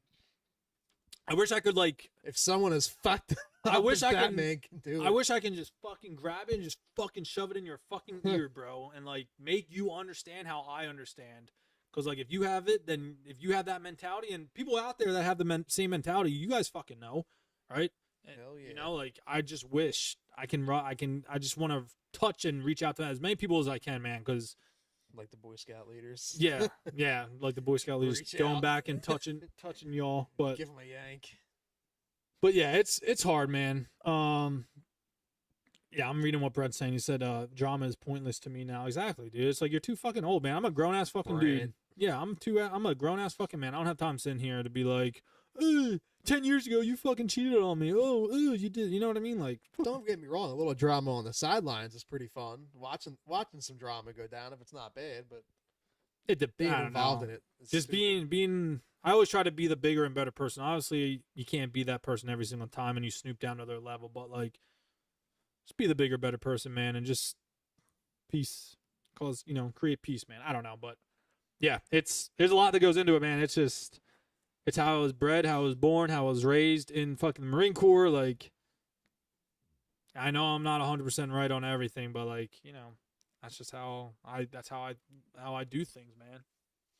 And if you do things a different way, good for you, man. I hope it works out for you. That's what I wish for everybody.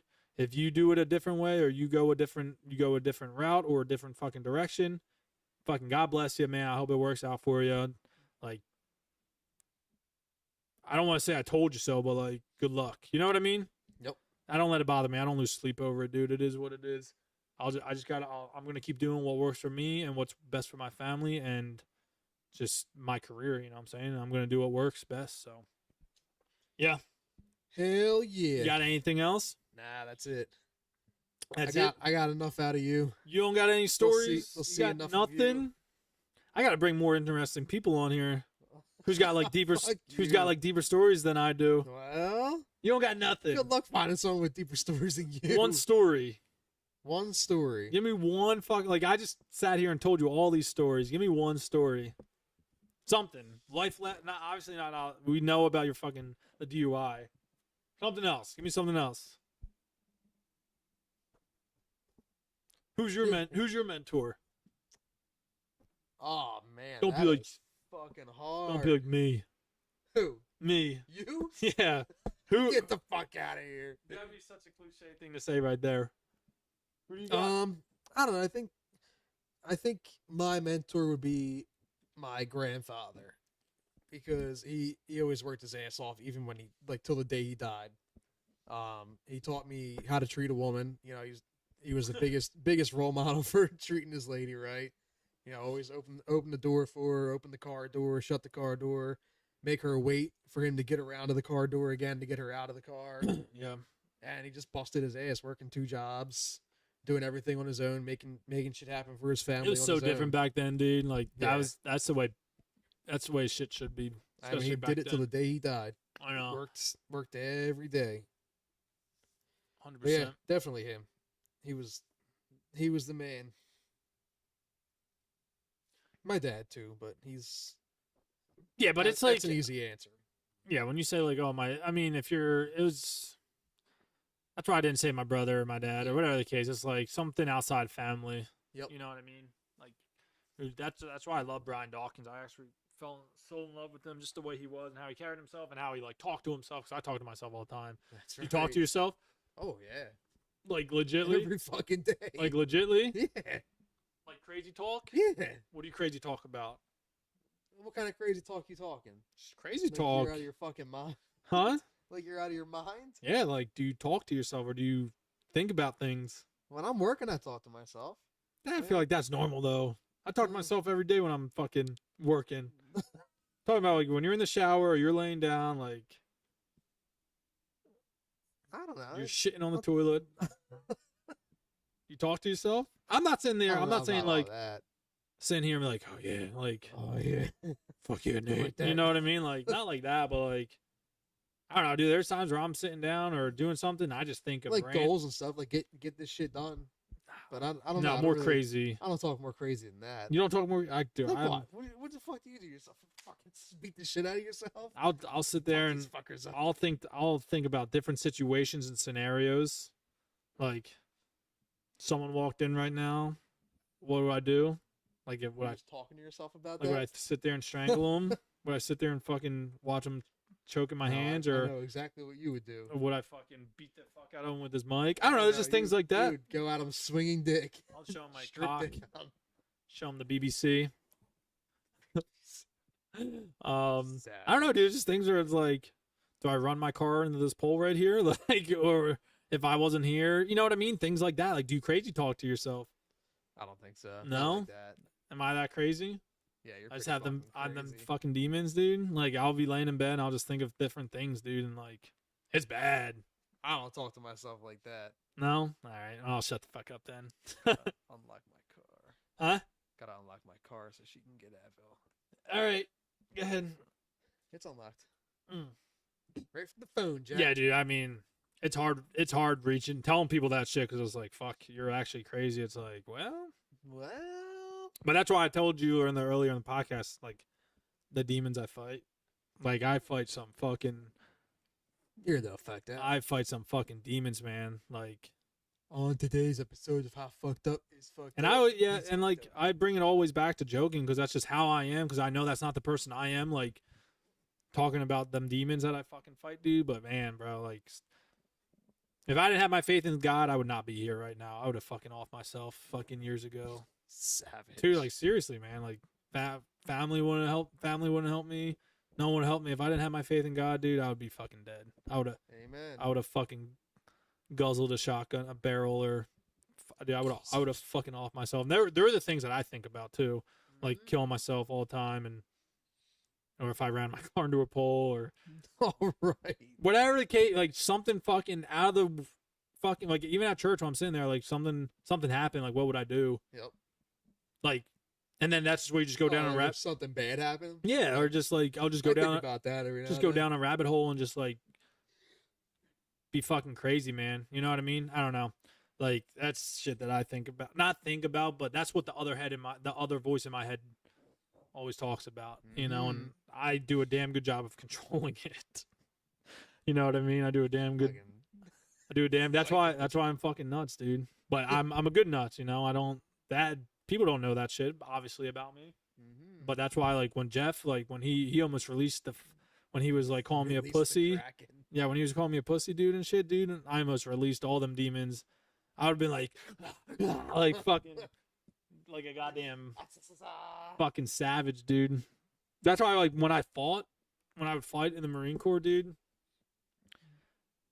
I've never got like, and I'm not trying to say this because I'm fucking tough, but I never got tapped out in the Marine Corps. Like I never tapped out to the point to where like, you know, I'm in pain. My one lieutenant, he had me in a fucking guillotine. He knocked me out, and dude, on my line like 3 seconds later, I woke up, and he still had me like in it. Like he cut my circulation off 100%. I passed out, or you know, like faded or whatever. I woke up, dude, and I was like, I started growling. I swear to God, dude, I was growling like a fucking animal, and I fucking broke that shit. And dude, I was like a fucking, I don't want to say spider monkey. I was like a honey badger, bro. And like I reversed him and somehow got his back. It happened, dude, within like 5 seconds. I fucking got his back and choked him out instantly, dude. Like I could have snapped his neck. But like I woke up and it was like a fucking demon in me, dude. And I was like, I was fucking growling, dude. And I fucking like, I remember, man. And like even when there's other times where we were grappling and shit, and I was just, dude, like part of the demon will come out. Like I would be like fucking just a savage, you know what I mean? Like I'm really good at ground and pound, but I'm just, I don't know. Yeah, it was crazy, but so I don't know. That's why I always try to ask people, but some people will be like, "Hey, do you talk to yourself?" Yeah, I talk to myself. It's like, all right, how? You know, it's just good to hear other people that talk to themselves, but in a different way, I guess. I don't know. Mine are definitely more fucking like dark. That's why my dark humor is ridiculous. That's why I laugh when like someone's like, my dog died. I'll be like, You're fucked how? up. I'm like, how? You know, it's not. It's like hard. It's like hard not to laugh. You get hit by a car. You know, it's just hard not to laugh. You know, like Jeff's dad passing away. It's like, fuck, man, it sucks. But it's like, Yep. you know, like fuck, it sucks. It's a damn shame, but it's like, Yeah, it's rough. I don't know. Especially the way it happened. I just get over it. I don't know. Like it sucks. That's, you know, and I'm so hard. It's so hard for me to be sentimental. Yeah, I cried for about 2 minutes. That was it. You did? Yeah, like barely cried. Like just sitting in the car. I told Sarah and I laughed. All right. I swear to God, dude. Fucking animal. I was like, yeah, Jeff's dad passed away. She's like, really? I was like, yeah. Like, what the fuck is wrong with you? dude, I don't know, man. I don't know. Maybe that's just how I am. Like when sad shit happens, I giggle about it. Yeah, There's people like that, let you it know. go. You know what I mean? But yeah, I mean, I'm not sitting here like laughing that he died. I'm just laughing that I don't know. I'm just laughing. I'm just fucking laughing. Just laughing. I don't know, dude. It's what's fucked up about me, you know. Animal. Releasing some fucking demons, chat. You know. Brett said I got some great stories to tell, and Mr. J said not the BBC. That's funny. No. So yeah, chat. I mean, there's a lot, you know, a lot to go into. But I think we like being friends for the last 10+ years. I've talked again as it was hard because I was gone for 5 of them years. But out of all the things that happened, I think I talked about the things most that I want to talk to you about because we weren't that crazy, you know what I mean? With shit. Really no crazy stuff that happened. I mean, we have funny stories about each other, but nothing like those for days. nothing horrific, you know what I mean? Like when you fell asleep on that ATM in Tennessee, Fuck you. throwing up in the bathroom. Like, I got so many stories, but how long we been going for? I don't even know how long we've been going for. A long ass time, like 3 hours. Let me see, chat. How long we been going for? I don't even know. How long? That would be 3 3 hours. hours? Close to it. All right.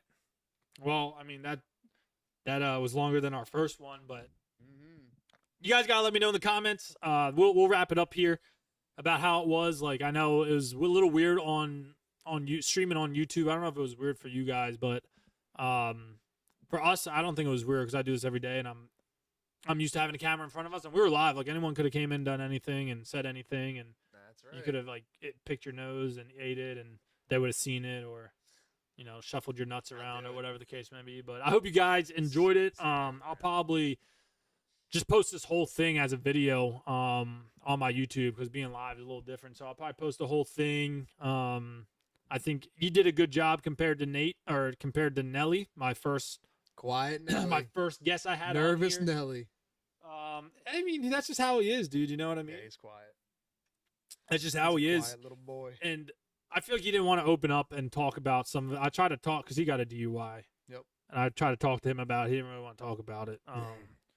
But you, it's like I'm on a different level with you than he is, even though we serve together and stuff. But like, That's right.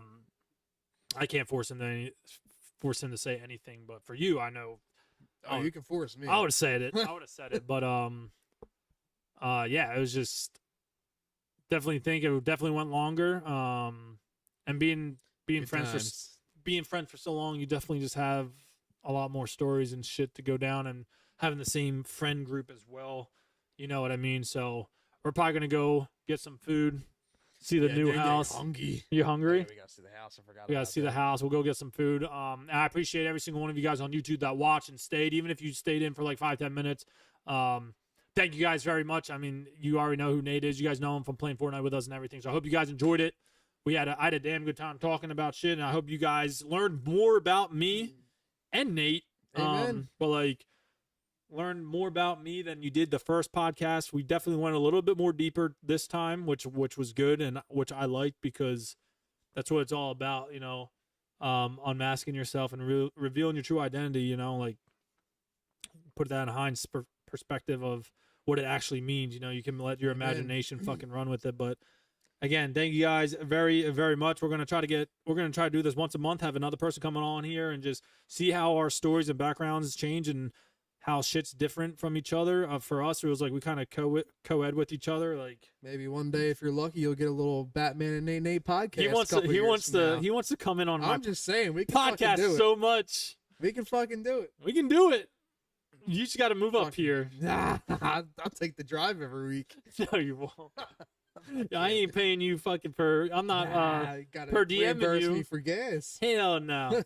Hell to the no. You got to move up here. Well, You and Liz, you guys would like it up here. it is pretty nice. Fuck the city. I fucking hate the city. But, Yeah, in the middle of nowhere. Again, thank you guys very much. If you guys are on the YouTube watching, thank you guys very much. Appreciate all the love again. You already know. I say it all the time. I'm like a broken record. We can't be doing this without you guys. And I hope you enjoyed it and you learned something about me and Nate and about yourself. You know what I mean? Maybe whatever Nate and I talked about, maybe kind of triggered something in you. You know what I mean? Maybe to make yourself a little better and do something better or be better or, something along those lines. Again, that's what this podcast is about. It's about life lessons and, learning from them. And I hope you guys can realize something we talk about can relate to you and make it relevant to your life. You know what I'm saying? I think we did that for sure. Oh, hell yeah. You think we did? I think we did. And appreciate we got them in their heartstrings. Blame Nate, yeah. Fucking blame him for everything. Ask Nate if he hates that he gets blamed for everything on Fortnite. Who said that? Brent. So do you hate getting blamed for everything on Fortnite? Oh, I hate it. I fucking hate it, Brent.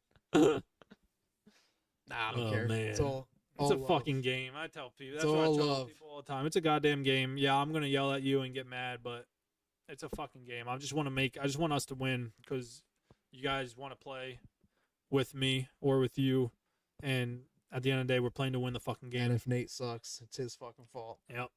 But at the end of the day, we're trying to win, and I want to get the dub for you. When we have kids come in and play with us, and that's my goal for Fortnite. I want to get the dub for them because dude's like, how many kids would be like, Batman, that was my first win. And it just makes me feel good. It just makes me feel good. But we'll be live again on Monday, y'all, 7:30 a.m. Eastern time frame. We'll be back on the Fortnite grind. I'll edit this video, and we'll probably post it on Wednesday on the YouTube because I already have Monday's video scheduled and ready to go. So appreciate it. Make sure you guys like the live. It helps out a lot. And again, if you guys stuck through this whole thing, thank you. It's a long ass time. That's why we're doing it. You know what I mean? We're doing it for you guys. And I really enjoyed this episode. I hope you did too, Nate. Nate drove up here to see the house, first of all. And we don't see each other that much because we're like 3 hours away from each other. But to be on the podcast too. So it just worked out really well. And yeah, it was great. So I hope you enjoyed it. Thanks for coming on. Thanks for being part of my podcast. Oh yeah, brother. And I hope you enjoyed it, guys. Hope you enjoyed it once again, and we appreciate all the love. It's gonna be a little awkward ending this because I got to get up and turn it off. So I just can't hit a button and it ends. So that's right. Hope you guys enjoy the rest of your Saturday. Have a good Sunday. Don't do nothing stupid out there. Be safe again.